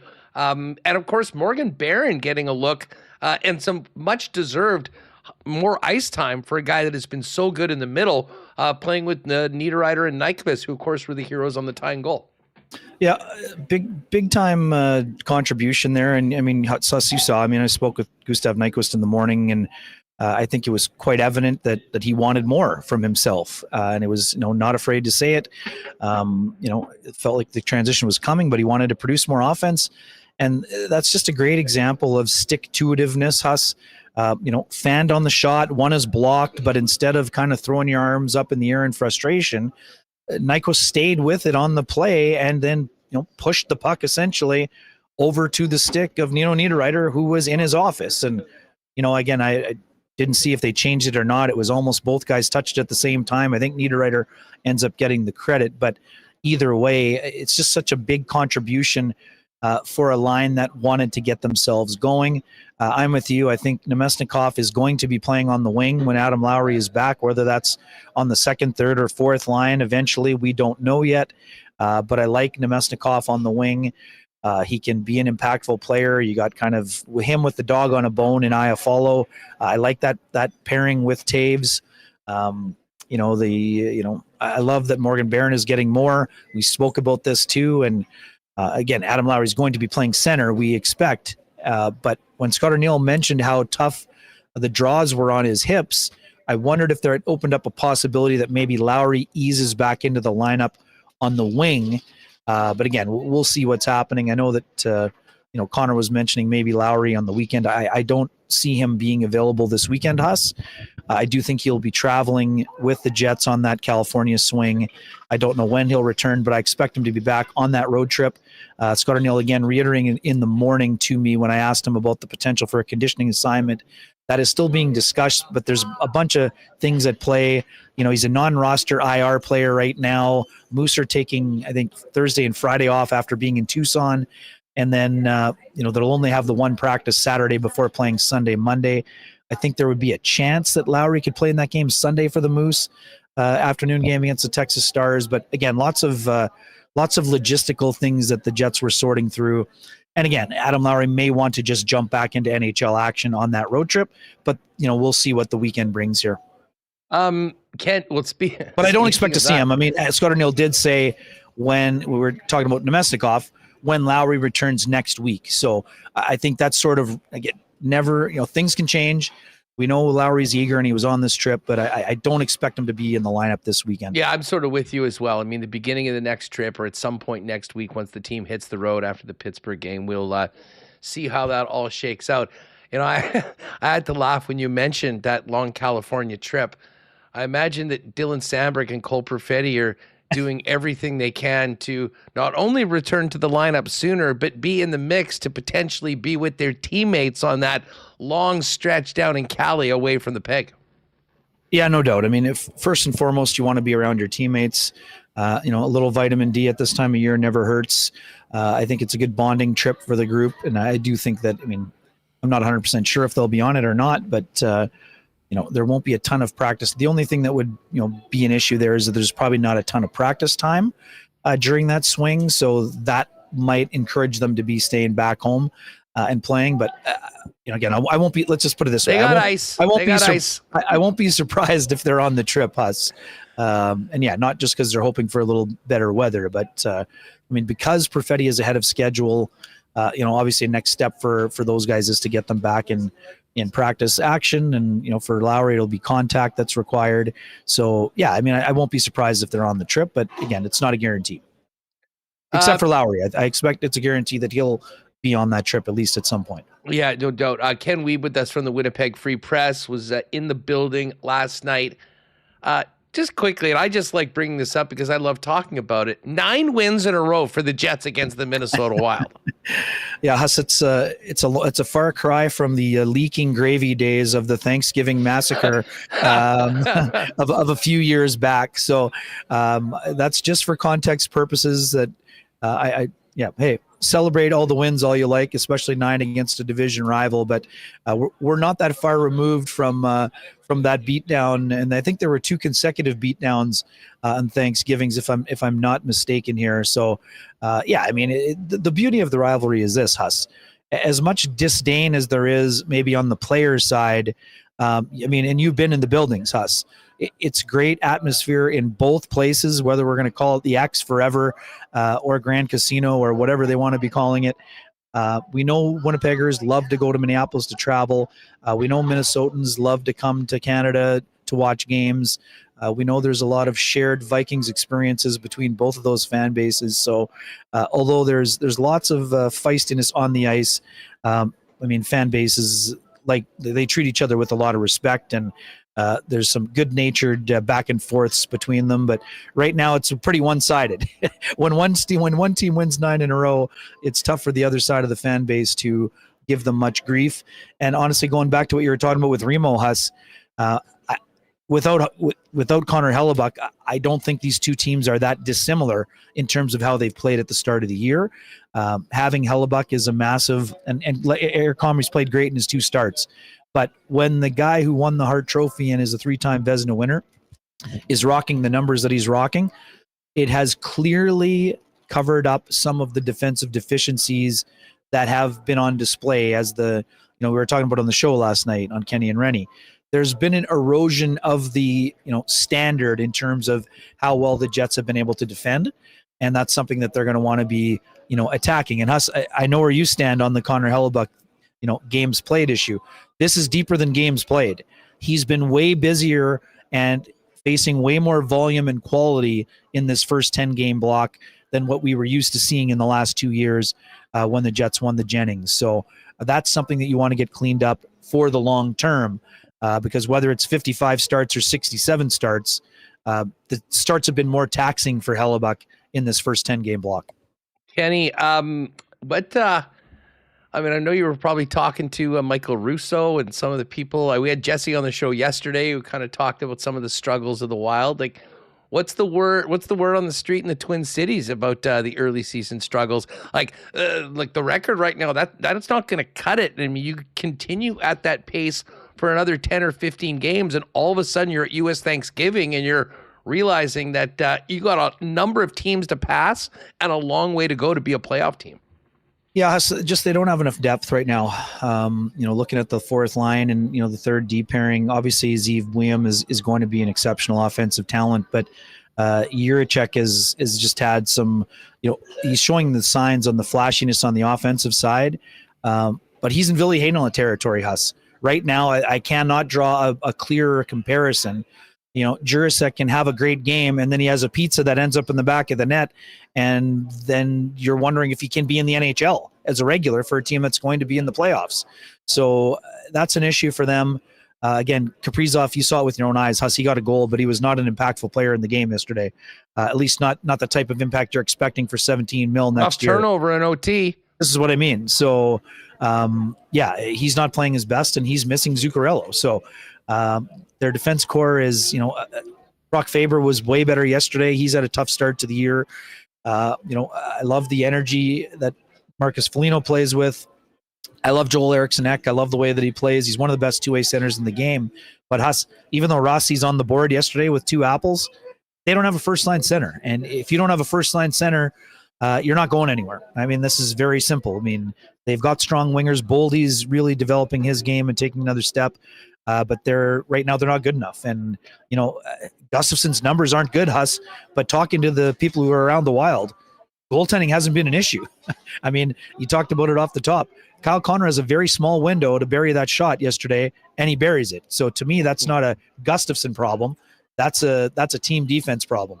We obviously seen Kaprizov with the record contract that he signed a little earlier on. I mentioned this to Reem, but I'll just get your take on it. Can you imagine the panic around this fan base if Kyle Connor was playing the way that he's playing right now and had not signed that contract at the beginning of the year? Well, yeah, I mean, it's totally fair. I mean, every negotiation is different.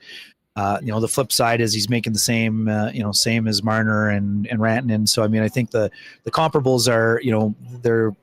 I just mean if it wasn't specific to the regardless market. of the number, who cares what the number is? For sure. If Kyle Connor was an unrestricted free agent at the end of the year, and we heard, they're negotiating, but we're not sure what's going to happen. Oh yeah, no, I mean, you want to talk. talk about a different atmosphere story. Every single time any of those guys got in front of the media, that would be a little dark cloud hanging around the team.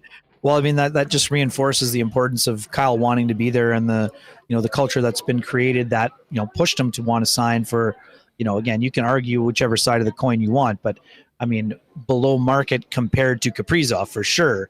And again, us, we can make all the jokes we want, but with the KFC, I mean, that's one extra crispy and one extra spicy for the 61st OT or 61st GWG of his career. And I mean, let's just put it this way. He's not going to be ending at 61 or anything near that number. I mean, there are more to come from him.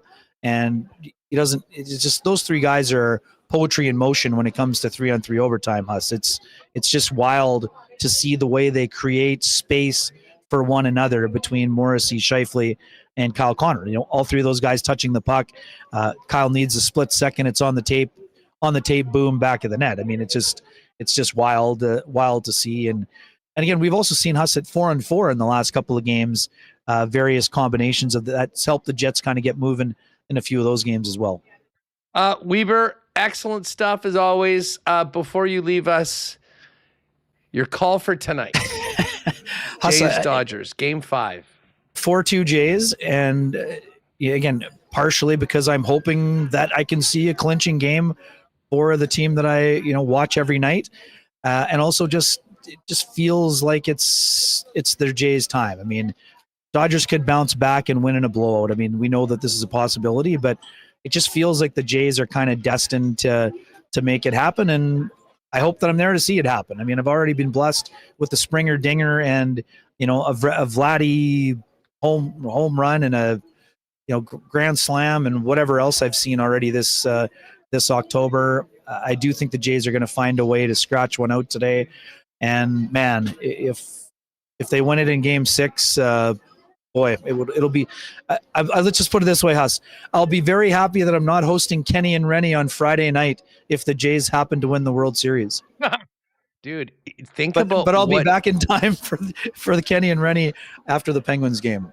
Just think about for a minute. Buddy. An absolute circus it is going to be downtown, dude. It's Halloween night. I know, yeah. I mean. Let's just go. thinking of what you're in for. All I can say is let's go. It'll be good. Now, I'm here for it, Huss. I'm here for it. Are we going to say like your Halloween costume is a Toronto Blue Jays fan, or does the Big J book? Can you say I'm going to this game as a fan, cheering for the Jays? Oh, buddy, I and got leaving the hat all ready, of your journalistic integrity, of which you have plenty, leaving that back in Winnipeg. I'll be rooting, and I hope that my voice is accessible for Saturday's Kenny and Rennie. Yes. Yes, indeed. Well, and K&R will be finishing up or getting on board right after the Bombers play as well. It's crazy Saturday with the Bombers on at 1:00, and then the Jets starting at 2. Think the Bombers can maybe shock a few people and make their way to the Hammer for the East Final? I was going to say, when speaking of resilience, Huss, I would think that this is sort of the Bombers. I wouldn't say it's their MO, but I would say that sort of it's reminiscent of the start of the run, Huss, to me. We've watched it. We've watched the 5 Grey Cups. We watched the first 2 wins and the 3 losses. The Bombers have sort of reverted to, not getting a ton of respect because they haven't been at their peak in the last little while. And again, as you know, someone who watches from afar but still watches closely, I mean, no Nick Dembski potentially, right? He missed today. He missed the last full workout. That's a huge blow if he's not there. He's one of their most reliable weapons. Brady, the year's been a bit up and down for Brady and the O-line, but Brady could be the guy that runs wild in this game on the weekend. And Huss, quite frankly, Zach Collaros, Hall of Fame career, he needs to have an impact in this game. There have been a couple of instances where Zach has given it his all, has been hurt, played through injury, but his efficiency in some of the grandest stage games of late has not been at an elite level. He has the ability to be an elite player and an impact player. And quite frankly, he's going to have to be one if the Bombers want to advance and make their way back into a Grey Cup that is going to be played in their home stadium. Cannot wait. Listen, have a great time in TO on Thanks, my friend. On Friday night. It was you're in for. I mean, you've been. I mean, the playoffs, the craziness, but it's going to be next level for you, my friend, in the Rogers Center, and who knows who else will be there. Stranger things have happened. Exactly. And I'm happy. I've had a ridiculous fall, Huss. I'm happy to replace what's on the number one of the charts with something new on Friday night. Let's just put it that way. You know what? Listen, thanks for doing this. Travel safely back home. We'll see you at the rink tomorrow. And looking forward to talking to you about your experience at the World Series as well. Be well, pal. Yeah, thanks, my friend. And folks, pick up your edition of the Free Press tomorrow. Had a great chat with Jonathan Taves at the morning skate yesterday about facing the Blackhawks for the first time. So a really good conversation, and looking forward to writing that one up here in the next couple hours. Oh, you think there'll be any interest in Taves playing the Blackhawks for the first time in his return? I imagine, do you think that there'll be a significant increase in the amount of Chicago media that are in the peg for tomorrow's game? I'm expecting, again, I think that they've got a couple folks that travel regularly. I do think Mark Lazarus will be here as well. So, I do think that it's something that is going to attract some attention. I think it's the return game for the Chicago folks that will maybe attract a little bit more attention. But I do think that it's obviously a big moment for, around the league. It's not just a big moment in our market and in Chicago. I think it's another moment people are tuning in on. Yeah, well, that Monday in January where the Jets go to Chicago is going to be that might be a night that might be good to plan a little roadie around and head on down to be in the Windy City for that one. Wiebe, all the best, pal. Take it easy. Thanks for doing this. Have a great weekend, my friend, and enjoy the game tonight. All right, good stuff. There is Ken Wiebe. Well, tomorrow we'll get after it. Of course, Connor will be down at the morning skate. And we'll see the way the lines look like. Our clean line lines could be the same as yesterday's game. Maybe we'll see another change from Coach Scott Arniel as he tries to get that right mix in advance of Adam Lowry's return, and beyond that, Cole Perfetti and, of course, Dylan Sandberg on the blue line. One thing I can guarantee is that if you need plumbing services in the Winnipeg area, you can lean on, like the captain does, the experts at Clean Line Plumbing, Heating, and Electrical, the leaders in the industry, proudly founded and locally owned for 40 years in business, and of course, the official plumbing service of the Winnipeg Jets. If you've got plumbing needs, Clean Line is there for you 24/7, 365 with emergency services available, throughout the city and area. And of course, they do a ton of commercial business as well for big, large-scale projects, as well as for homeowners in and around Winnipeg for all their plumbing, heating, and electrical needs. A proud sponsor of the Winnipeg Jets, and as I mentioned, the official plumbing service of the Jets.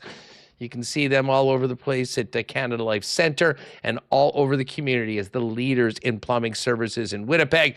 Find out more and give them a holler at cleanline.ca today. Bringing the heat and captain approved by the one and only Adam Lowry. Tonight, gang, first pitch just after 7 o'clock. I urge you, if you've been watching these games at home by yourself, holler at a couple of your friends and get out to your local Boston Pizza Lounge and take in the excitement of the World Series. in public, in a group at BP. Listen, you can jump on their flight deck menus with the wing flights and the pizza flights and the new fry flights. But it's about the atmosphere at the Boston Pizzas that make it the next best thing to being at the game. And not to mention those ice cold schooners, world famous BP wings and pizzas make it as well. Tonight, Game 5, your local Boston Pizza. Make it happen tomorrow. NFL football, Winnipeg Jets hockey, Blue Jays on the weekend. Now's a great time to be at BP for all of the great sports action. I hit this up right off the bat. Connor was wearing it after I mentioned yesterday on the program, but the World Series Jays hats are in at Royal Sports. They got delayed. They got a bunch in, though. So if you are desperately looking to get your hands on a Blue Jays hat with the World Series patch, do not wait. Get down to Royal Sports. They are going incredibly fast. Obviously, an amazing gift option for the upcoming holidays, but you might want to get it on for Game 6 and 7. Hell, Game 5 tonight, as the Jays look to win their first championship since 1993. Full array of Jays gear. They had the blue hats, the white panel one that Connor has, and a couple others, all with the World Series patch right now at your Blue Jays headquarters, Royal Sports, 750 Pembina Highway. And again, you can follow them on Instagram at Royal Sports Winnipeg. You can see the hats that are there right now up on the Instagram log. But don't wait on these because they are going fast. The demand for Blue Jays gear, coast to coast, but right here in Winnipeg, has been unprecedented. The stock is in, so get it before it is gone. All right, Scooch is going to jump on with us in just 1 minute. Before we do that, let's give a big cheers to the Jays and to our friends at Winnipeg's favorite local brewery, Little Brown Jug. You train day in and day out, learning new techniques, approaching new concepts, and living out the thrill of achieving your goals. Building a craft beer is no different. While you spend your hours on the ice, we spend ours here, brewing our trademark beer. Again, and again. Here's to pushing the status quo and challenging ourselves to build something memorable. 1919 by Little Brown Jug.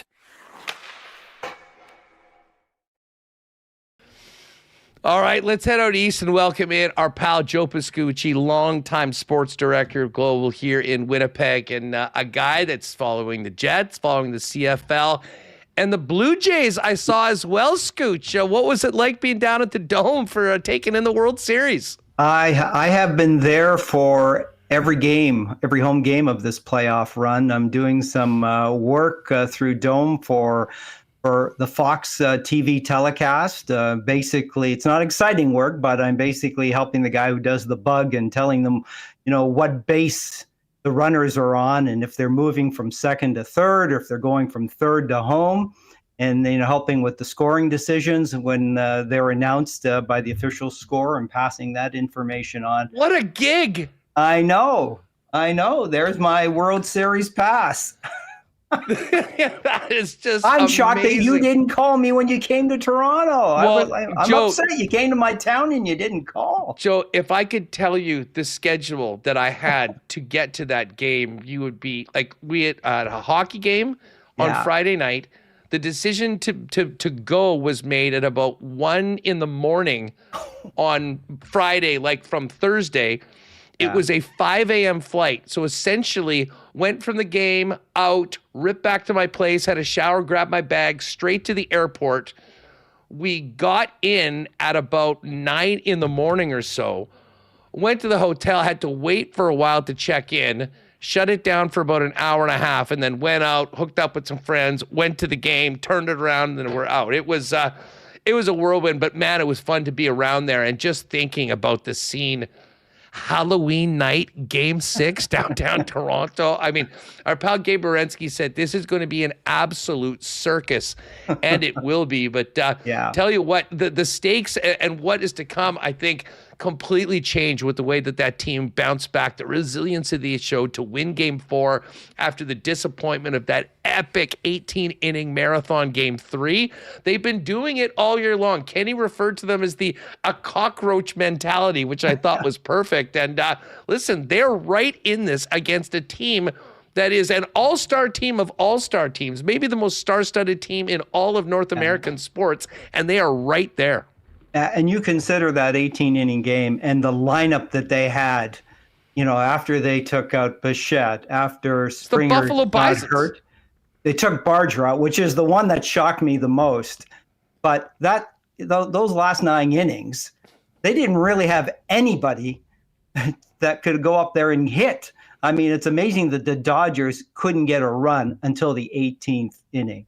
So I think that's a credit to the Blue Jays, and I like their mentality. They just flushed it. They're only down 1 game, right? Came back the next night, got some key hits again, and Ernie Clement. I mean, I think he's been just as valuable as Vladdy has, and now Bichette, now that he's back in. And maybe the injury to Springer was a blessing in some way because it gets Bichette's bat in there as the DH.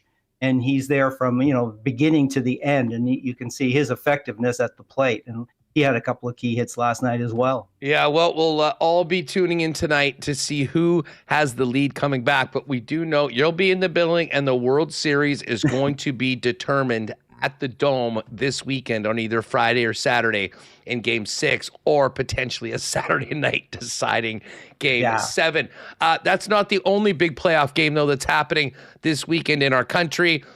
Calgary at BC, and the Bombers heading out east, a very different route to the Grey Cup this year. Thoughts on the Bombers going into Montreal as underdogs, Joe, and what it's going to take for the Bombers to maybe start a magical run that no team has ever made it to the Grey Cup through the crossover. Yeah, that's true. But, I think, I'm going to put my money a little bit on the Blue Bombers this weekend, because usually Montreal has been a tough place for the Bombers to win. But you look at this year's game with Brady Oliveira doing, most of the legwork. And then that game last year where they clinched first place when the wind all of a sudden, came out of nowhere and affected the Alouettes. That's when we knew God was a Bomber fan. Exactly. And, or at least Mother Nature. So maybe Montreal is not a bad place. And the Bombers have been in this crossover game twice before, but both of those games were at home against Edmonton and against Saskatchewan, and they lost both those games.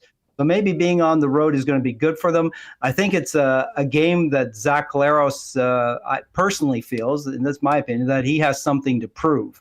He obviously wasn't too happy with the performance of the team after that Edmonton game. Didn't play, of course, last week against the Alouettes. I don't think he's been happy with his play, for this season. So I think he has something to prove in this one. And so I'm going with my heart. I'm going with the Bombers to beat the Alouettes. But I think what's really been encouraging to me is the play of the defense. I mean, at the beginning of the season, I thought the defense was the weak link of the team. But in the last few weeks, it's been the defense that has been the strength of this football club. Well, you know what? I'm glad you brought that up. And actually, a plug. I spent an hour or so after the show yesterday on with Ed Tate on the Blue Bomber Huddle, and he was kind of asking me like my thoughts on the game and the path to victory for the Blue Bombers. And I lean on the defensive performance of this team, especially in the second half of the year. I mean, it was a bit of a disaster about 3-4 games in. They were still trying new guys at the cornerback position.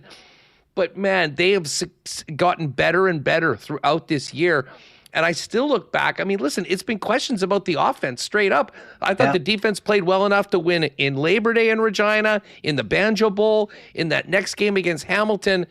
And they have been keeping this team in. And if we can get a version of the Bomber offense that looked anything like that game against the Ticats in Winnipeg a few months ago or so, this team can go toe-to-toe with anybody. But I really do think, I'm looking at the weather right now for Montreal. And this is maybe this is a little bit more of Mother Nature being a little bit on the Bombers side. A high of 5, raining for 2 days, going into the game and periods of rain that day. I mean, to me, Joe, a mucky defensive game where you're leaning on running the football plays right into the Bombers' hands. And that's exactly what they're going to need to do, I think, because this team will not win a shootout with the Montreal Alouettes. No, I mean, Davis Alexander, of course, didn't play in the last game or the game in Montreal. Yeah, neither of them this year. He's obviously a big factor. I would assume this. I'm trying to think back to last year. This would be his first playoff game, right, of any consequence, because Fajardo started last year's Eastern Final. So he's kind of a question mark. It's his first playoff game, and he hasn't shown any signs of nerves previous to this, but maybe there'll be some nerves, and maybe the weather, and hopefully will be a factor in this. And if Brady Oliveira can be the difference like he has been so many times this season, I think it adds up to a Blue Bomber victory. Defensively, we talked how well they've played. I'd still like to see a few more blitzes, because Montreal, they love to blitz. They love to bring up 8 or 9 guys at the line of scrimmage, and you don't know which guy is coming. And then they drop back, or they go and blitz. So I have always liked Montreal's defensive schemes. But like I said, the last 2 times the Bombers have been in there, they've won. And that's not a place that the Bombers usually win, is in Montreal. Well, they certainly owe Montreal a big playoff upset as well, based on what happened in a certain Grey Cup a couple of years back. And I do think, Joe, that, let's face it, this team has done a lot of winning. They've come up big in the playoffs before, the last 3 Grey Cups notwithstanding. And there's an element of kind of a last dance to this team. That's been so successful and has gone to the last 5 Grey Cups through the West. We're not sure about what Zach Collaros' future is going to be long-term, although I know he does have that next year of his deal. Obviously, Chris Streveler, the brutal injury on the weekend and the tearful scenes and the post that he had. There's a very good chance that might be it for him. There is an element of do this one more time. And I will say this, the loss of Chris Streveler, we had Patty Neufeld on the program yesterday, and this guy is such a beloved teammate. And I think in some ways he can almost become a bit of an inspirational figure for this team. Not that they need any more motivation with their backs against the wall to win, but there is something about the DNA of this Winnipeg Blue Bomber football team that does give me confidence that, as inconsistent as they've been this season, that they can muster up one of their best performances of the year on Saturday afternoon. Because frankly, the bottom line is they're going to have to if they want to have a chance of beating the Montreal Alouettes. Yes, and I'm a Chris Streveler fan. I've always wondered why they don't give him more of an opportunity to do things with the offense. And they've sort of limited, his kind of role with the team. But I think what's going to help is that, they're not going to get into a situation of 2nd down and 4 and then take Collaros out of the game and try to do 2 quarterback sneaks. I just hate that offensive scheming. And, I blame Paul LaPolice for bringing that into the CFL, where it's 2nd down and 1, and then you bring in the backup quarterback just to plunge for 1 yard. I just think it's terrible offensive planning. It slows the game down, gives the defense time to regroup. And, the Bombers, when they get down to the goal line, why would you want to take out Collaros, who got the team down there, to put in the backup quarterback? It limits so many of your options there. Listen, I get it why they do it on short, 1 yard, because it works pretty much all the time. And that's why, it's a copycat league. Pretty much all the teams do it. But the 2nd and 4 stuff, it basically eliminates the threat of passing. And you know what's coming. And more often than not, defenses that are ready for what's coming will be able to stop it so far. But listen, offensive line is going to be huge. The ability to get Brady going, keeping the football and moving the chains. I think the time of possession, we'll see the team that has the time of possession. I think we'll have a very good chance of winning this football game. And for a dynamic Montreal offense, the ability to keep your defense fresh going out there is all going to play into the game. And again, very weird things happen in the CFL football playoffs. So why not the Bombers this week? Thoughts on BC Calgary?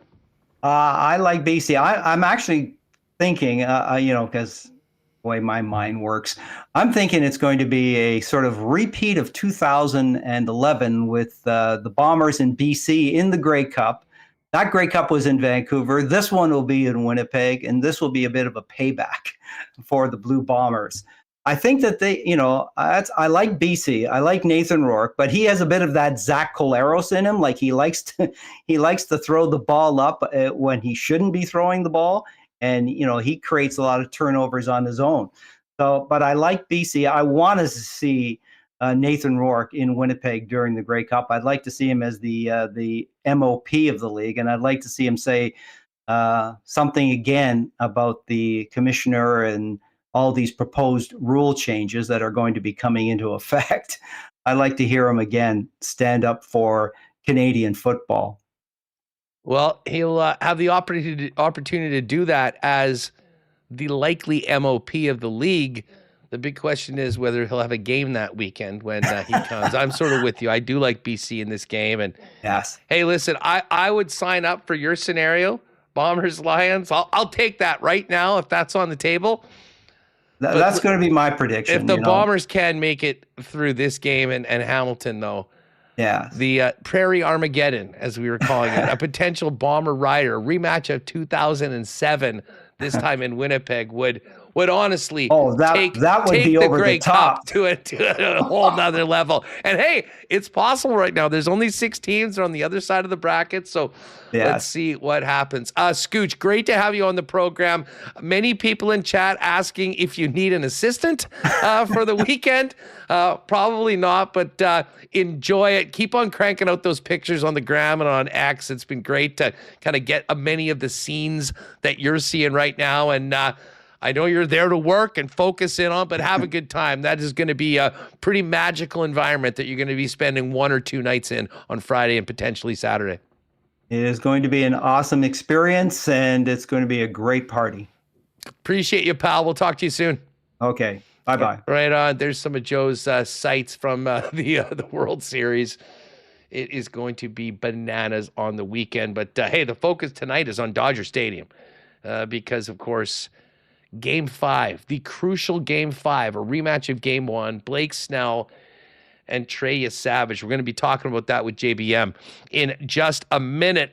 Hey, gang, tomorrow night is the deadline for the early bird prizes for the HSC Millionaire Lottery. Get your tickets before midnight on the October 30th, and you will be eligible to win one of 2 early bird prizes of your choice of a 2025 BMW i4 eDrive 35 full EV valued at over $74,000 and $26,000 in Indigeno travel vouchers, or $85,000 cash.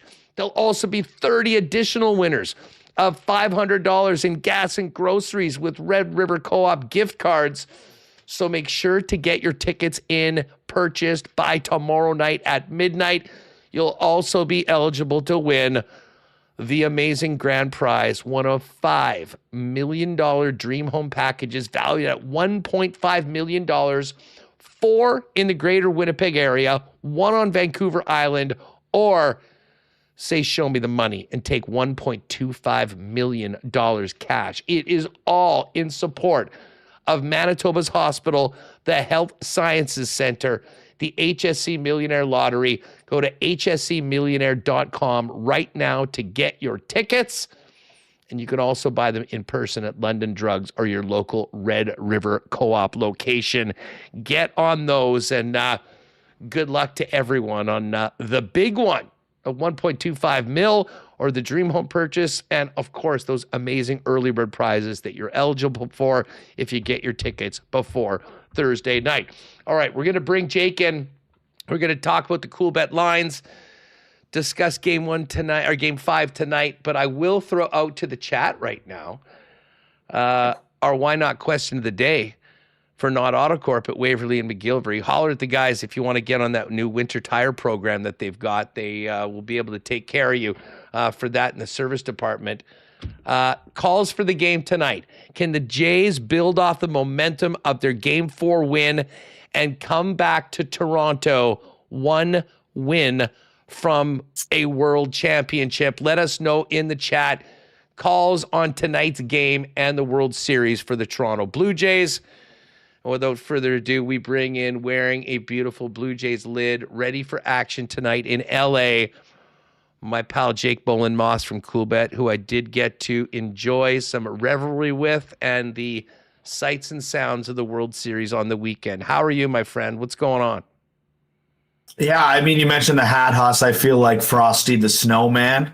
There must have been some magic in that old hat he found, because I've been wearing this thing since Game 6 of the CS, and here we are, 2-2, with a chance to bring it back to Toronto, possibly with a 3-2 series lead and a chance to win a World Series. I don't know, every time I get a little down, this team finds a way to fight back and claw and win baseball games. I mean, obviously the 3 a.m.er on I guess it was Monday night was a rough morning after that one.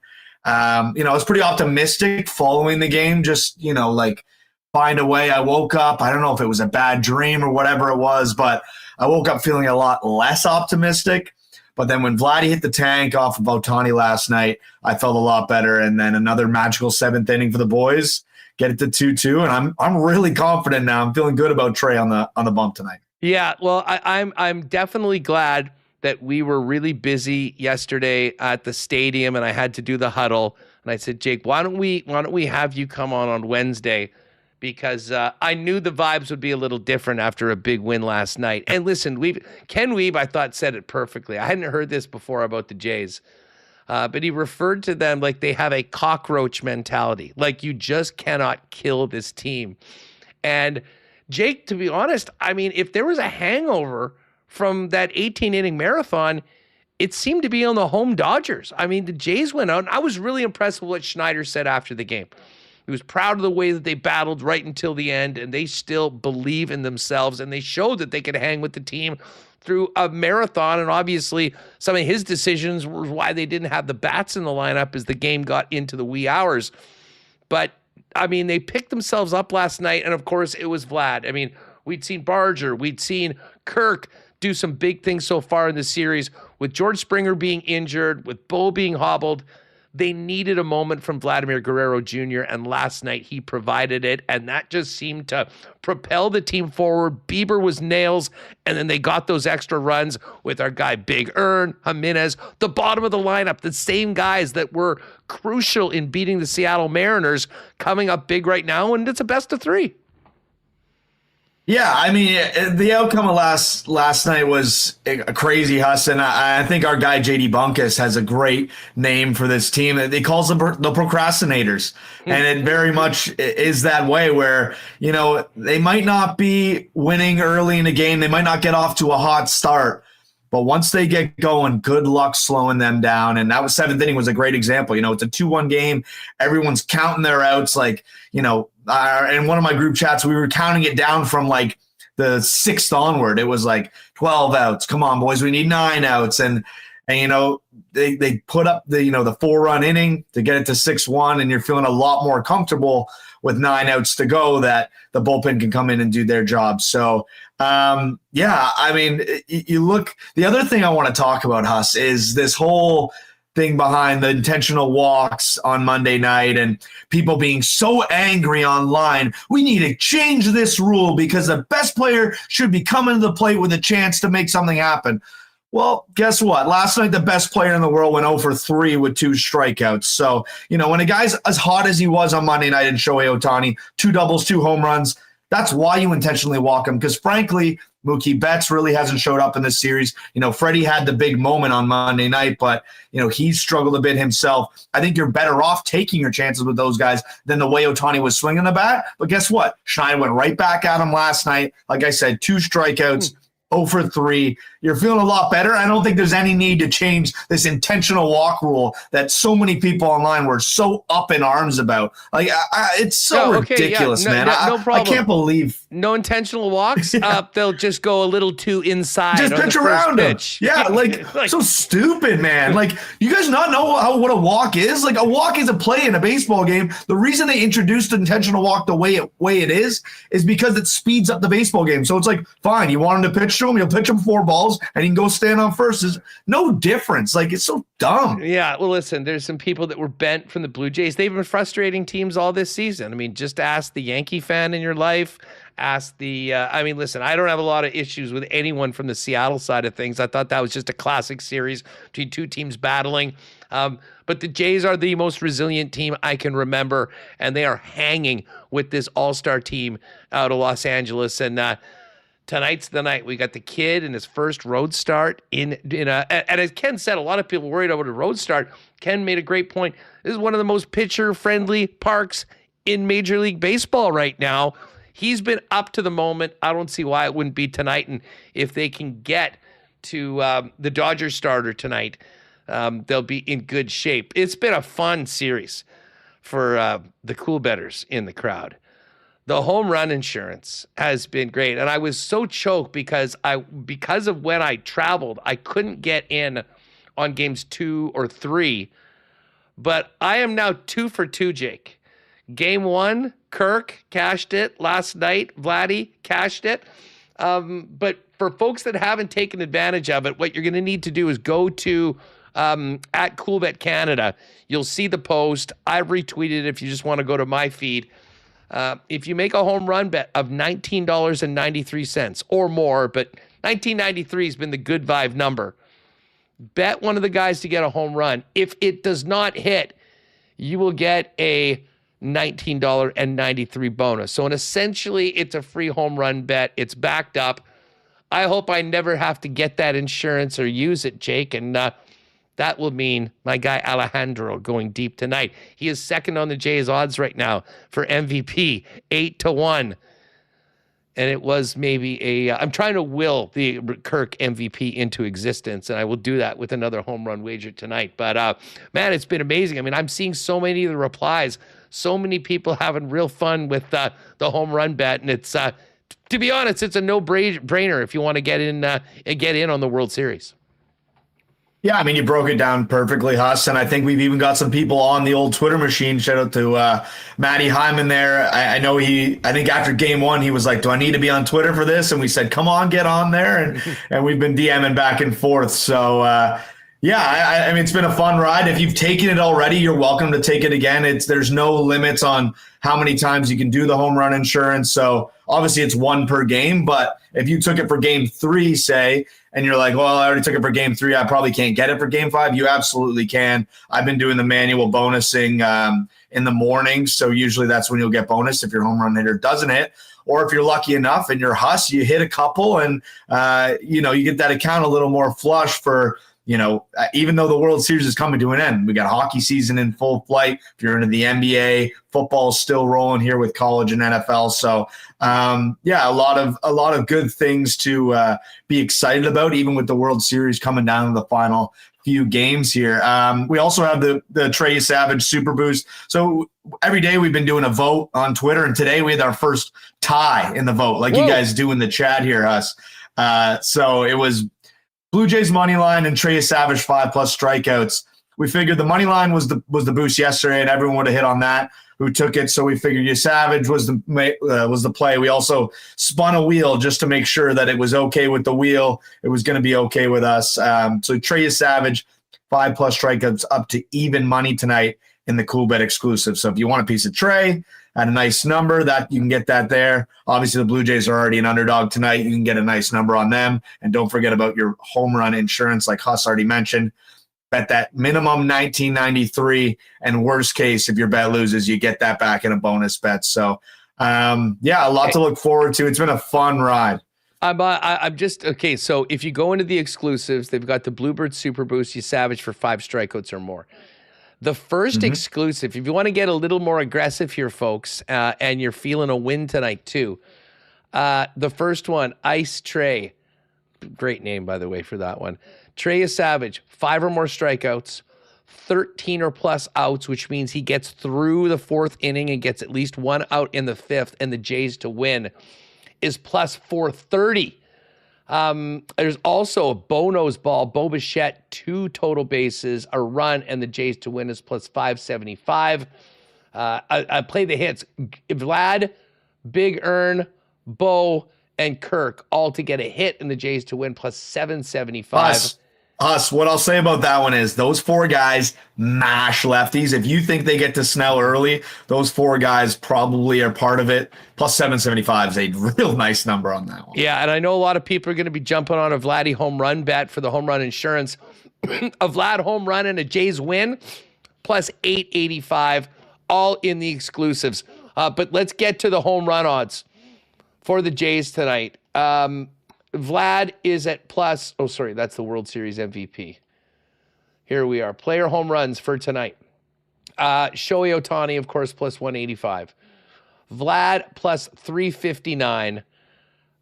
Springer's still listed. I'd stay away from that one. I think it's unlikely that he's going to play. If you bet it, it'll just be a push if he doesn't play. But Davis Schneider plus 563. Bo Bichette plus 601. Alejandro plus 611. I think that one was like plus 730 in game number 1. But the way Kirk's been hitting, obviously that number's coming down a little bit. Other Jays, Big Earn, plus 921. Jimenez had those 2 monster 2-run shots in game 3 and 4. Like, don't be surprised if it's some guy further down the board. But I will be, if people are wondering, as a guy that's 2 for 2, good things happen in 3s. I'm trying to manifest this MVP for Alejandro Kirk. I'm going back with Kirk tonight at plus 611. The Jays right now plus 174 to win tonight's game. Dodgers minus 192, and the total for this game is 8.5. The vibes are high. We're all jealous of our pal Ange, who's down in LA at the game. Just got a text from him, said the game last night was unbelievable. So hopefully he can bring some more good luck, and we'll get this series back. Now, I have to ask you, Jake, before we go. And by the way, tune in 10 a.m. on Friday morning. Myself, Jake, and Pat are going to keep the good times rolling with the NFL WST winners. We will certainly touch on Game 6 of the World Series in that program as well. But are you guys going to the game? Are you guys at Game 6? Do we know yet? I don't know. I'd love to be there, trust me. As of right now, I'm not sure. I don't want to. I'll positively manifest it, but that's about it. Because this is no. I mean, you're going to be watching the game. There's 100%. You'd have to kill you not to be in it. But it is Halloween night. Like, we're thinking about the circus that's going to be like in downtown, like where we were before. Like, just imagine that Astor's where we were before we went to the game. The combination of a Halloween on Friday and Game 6 of the World Series. There's a lot of concerned parents, especially out west with the game starting at 6. Like, they're supposed to be parents and take their kids trick-or-treating. Like, the conflict, and especially the conflict amongst couples, I think is going to be significant with what's happening on Saturday night. I see that Dealing with it smile right on now, your face. bud. Dealing with it right now. Hey, it's the first time in 32 years. You just have to lean on that and pull out every single tool that you have in that negotiation tactic book and see if you can make it happen. It's going to be a lot of fun, though. For me, Huss, it's so we're supposed to go to a party at the girlfriend's friend's place.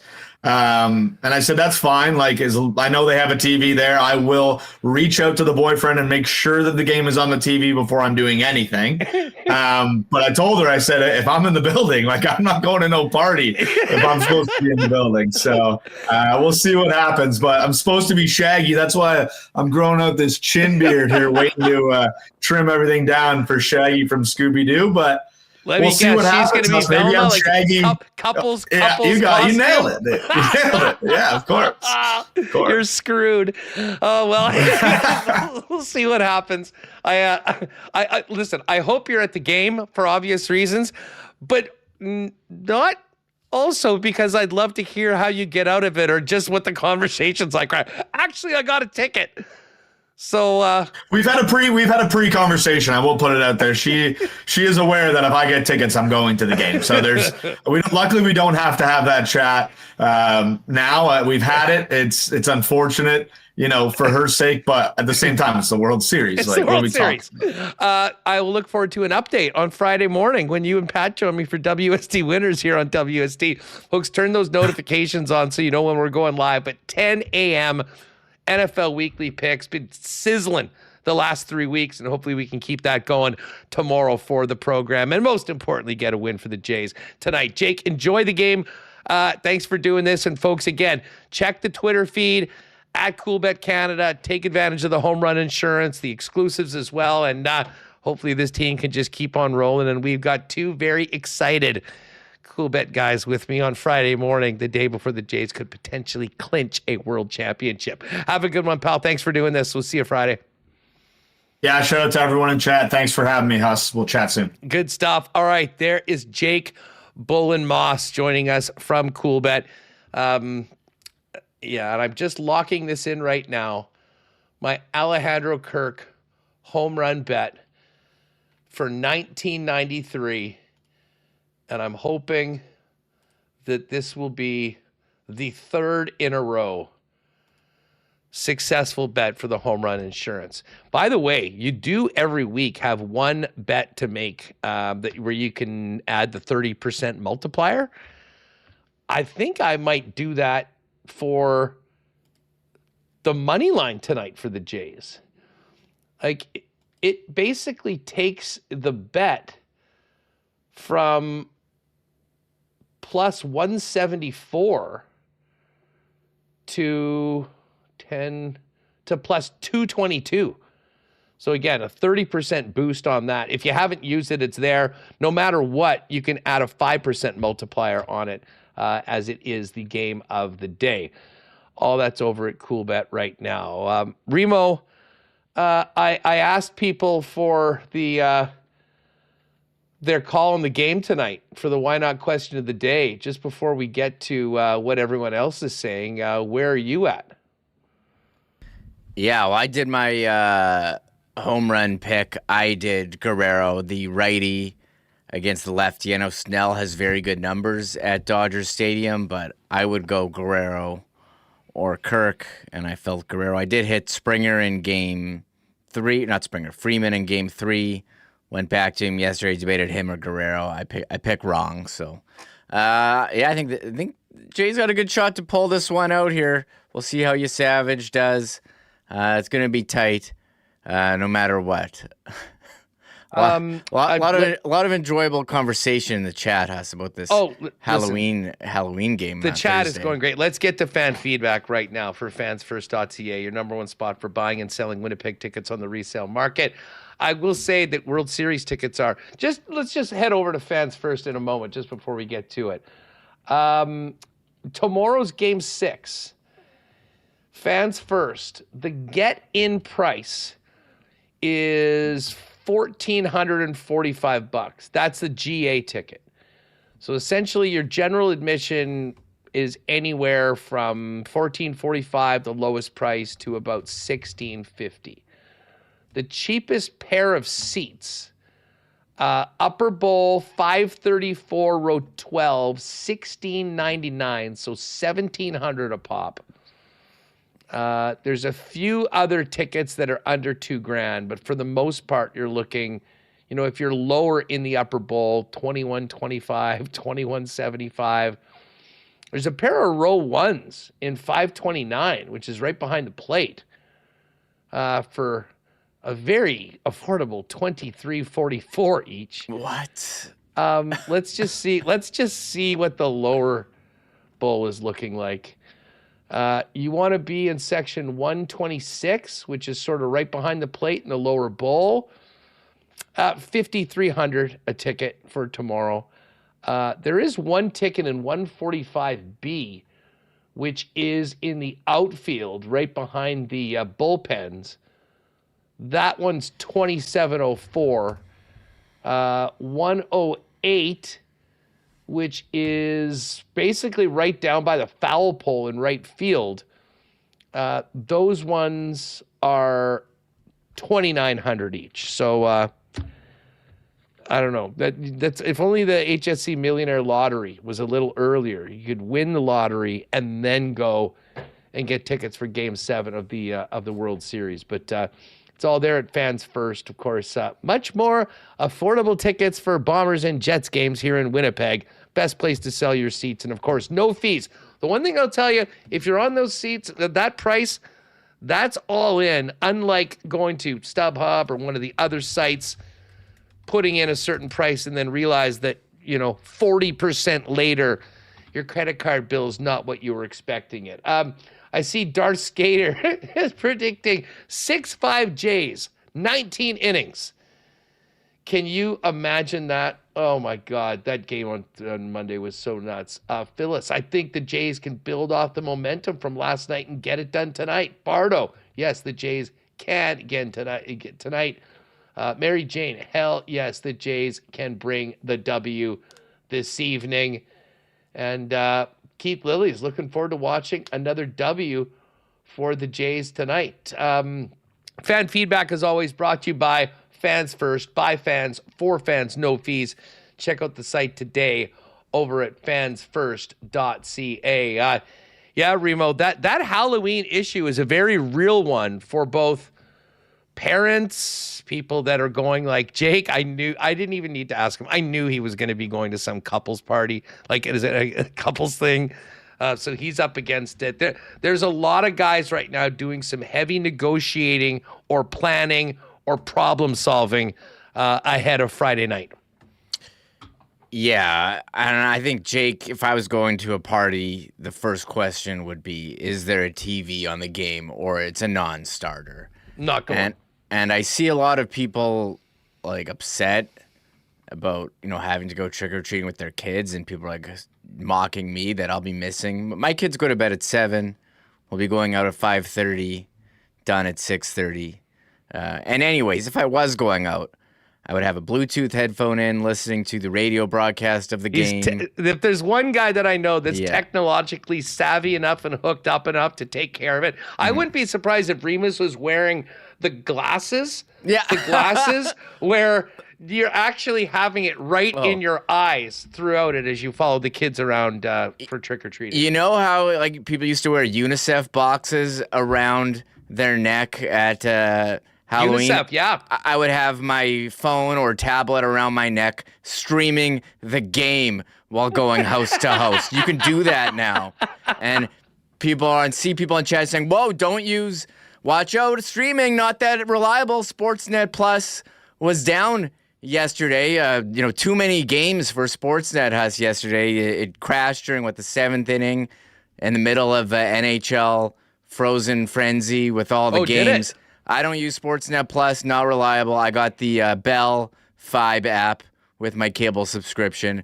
Very reliable. I use it on my multiple TVs at home, tablets, phones. So there's ways to stay connected. But yes, I will have I will be walking around with the phone and the Bluetooth. What are the costume plans for the young ones? My son is going to be Charmander, the Pokemon. I knew he'd go Pokemon for sure. And we got him Charmander and a Charizard. He's got 2 costumes. I've been scrounging Marketplace looking for deals, so I scored a couple. And my daughter has, what does she have? Oh, yeah, Blue. I think she's going to go with Bluey. We already did Boo at the Zoo. We did a test run. Went well. So now we got they're excited for Friday. And my son, he's 6. He doesn't like candy. I was just about to say, is he getting more into candy? No. Like, that was shocking when you told me, especially knowing that he's your offspring. But now I'm just expecting that to change as he gets more into Halloween because he's, cute. He's going to be dressed up. He's going to get a ton of candy.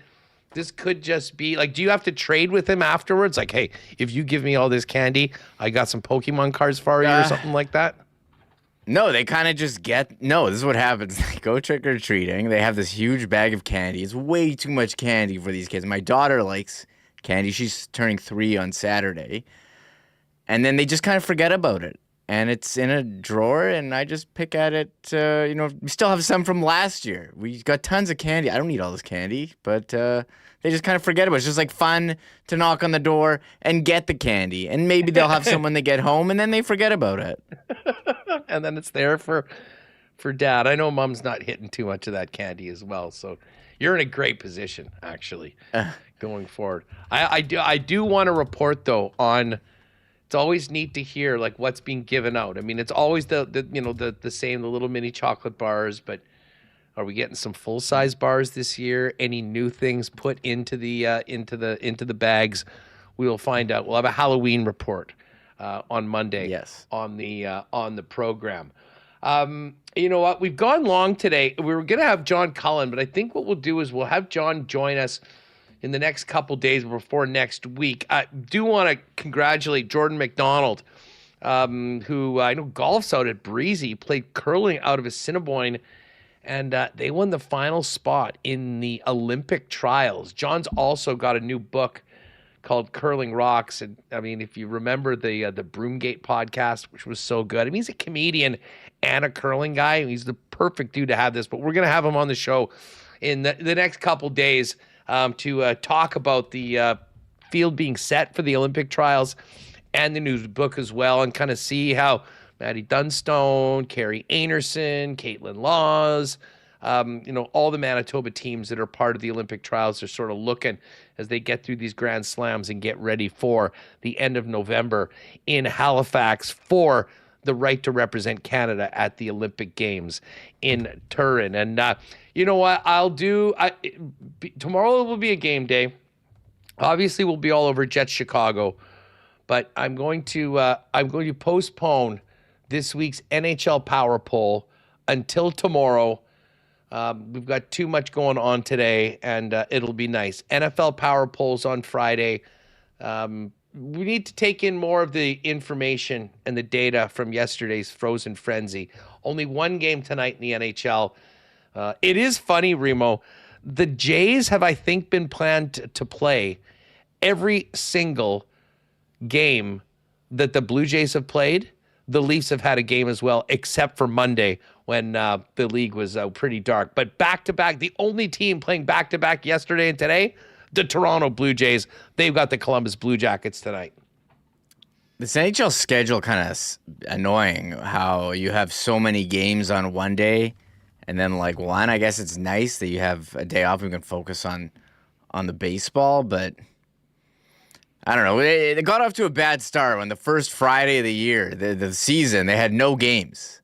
So I don't know what you do here, but I didn't care about that at all. I didn't care about that at all. I cared about it. I cared. I was looking forward to watching more games tonight, but one game, Toronto-Columbus, sure. We'll watch Columbus. You watch that. You go for that. Every other person in North America will be watching the Blue Jays. Even Leaf fans locked in on the Jays tonight. You don't think I can watch two games at a time? It's 2025. Ken, we just talked about multitasking with Ken. Like, I'm going to be switching between games. I want to follow fantasy. It's Sports Equinox. Do some multi-sport parlays here. You feel very accomplished and very wise when you hit a parlay that has, four different sports on it on one day. Normally Jake would have thrown in a Toronto double in the exclusives, Leafs, Jays, but the exclusives are just Jays. Jays today, Trey is savage, Vladdy, get in there on that. And as I said, Matt Hyman was wondering, I'm rolling back with Kirk tonight. Alejandro, the heartbeat of this team, I think he gets one tonight. And I will announce this now, I'm going to use the 30% win boost on the Jays money line tonight, and hopefully do a little bit of double dipping. Looking forward to having Pat on the program on Friday. But again, Friday morning, we will get all over the numbers and our picks against the spread for the weekend. And Jake was also mentioning we got to jump into the futures market again now that we're sort of at the midway point in the season. I have a feeling we'll kind of focus on NFL and on the World Series on Friday's show, but we'll do that next week once we're into November and the stretch drive to the playoffs. The playoffs that we're concerned about this weekend, World Series and the CFL. We'll talk more Bombers tomorrow as the team leaves tomorrow a day early for Montreal before their 1 o'clock kickoff on Saturday afternoon. And, Remo, we all remember or anyone that was at the building last Friday against the Flames will all remember how preoccupied fans were at times paying attention and watching the Blue Jays on their phones while watching the game on the ice. It gave those wild experiences of people hearing about the Grand Slam throughout the building in the middle of play. I have a feeling we'll have a similar situation on Saturday afternoon as people sit down to watch the lone visit of Sidney Crosby and the Pittsburgh Penguins, and at the same time living and dying through everything happening with the Bombers in Montreal starting 1 hour before puck drop. Yeah, crazy how both games are at the afternoon, but that's what multiple TVs are for and all that. So it should be a great Saturday, as you said. And Good stuff. Possible Game 7, too, in the evening. You bet. All right. Thanks to Jake for popping by. Fun stuff with Scooch, Kenny Wiebe, of course, Connor and Reem at the beginning of the program. Thanks to everyone that jumped in. Really fun day in the chat. And thanks to all of our wonderful sponsors who make the show happen each and every day. Tomorrow, we'll have a morning skate report from Connor. Brandon Rowicki's going to jump onto the program. Hoping to have somebody from the Chicago media join us tomorrow as well to talk about, the Jonathan Toews return, how it's being covered and reviewed in Chicago. And as well talk about a exciting young team that just put up a touchdown last night on the Ottawa Senators. Connor Bedard's first hat trick. Frank Nazar's playing great. The young goaltender they got in the Seth Jones trade, Spencer Knight. So lots of talk on the Jets, Hawks tomorrow, and of course a full recap as the World Series ride continues. We'll break down Game 5 and look ahead to the Game 6, a clinching game for one of these two teams, whoever wins tonight, Friday at the Dome in the World Series. That is going to do it for us, gang. Enjoy the ball game tonight and join us tomorrow for another game day edition of Winnipeg Sports Talk as the Chicago Blackhawks come to town to take on the Jets. For Michael Remis, Connor Rabchak, I'm Andrew Paterson. Have a great one. We'll see you tomorrow right here on WST. Oh my God! Oh! Shut it down! Let's go home! Thanks for tuning in to Winnipeg Sports Talk Daily. Make sure to subscribe on YouTube and your favorite podcast feed at winnipegsportstalk.com.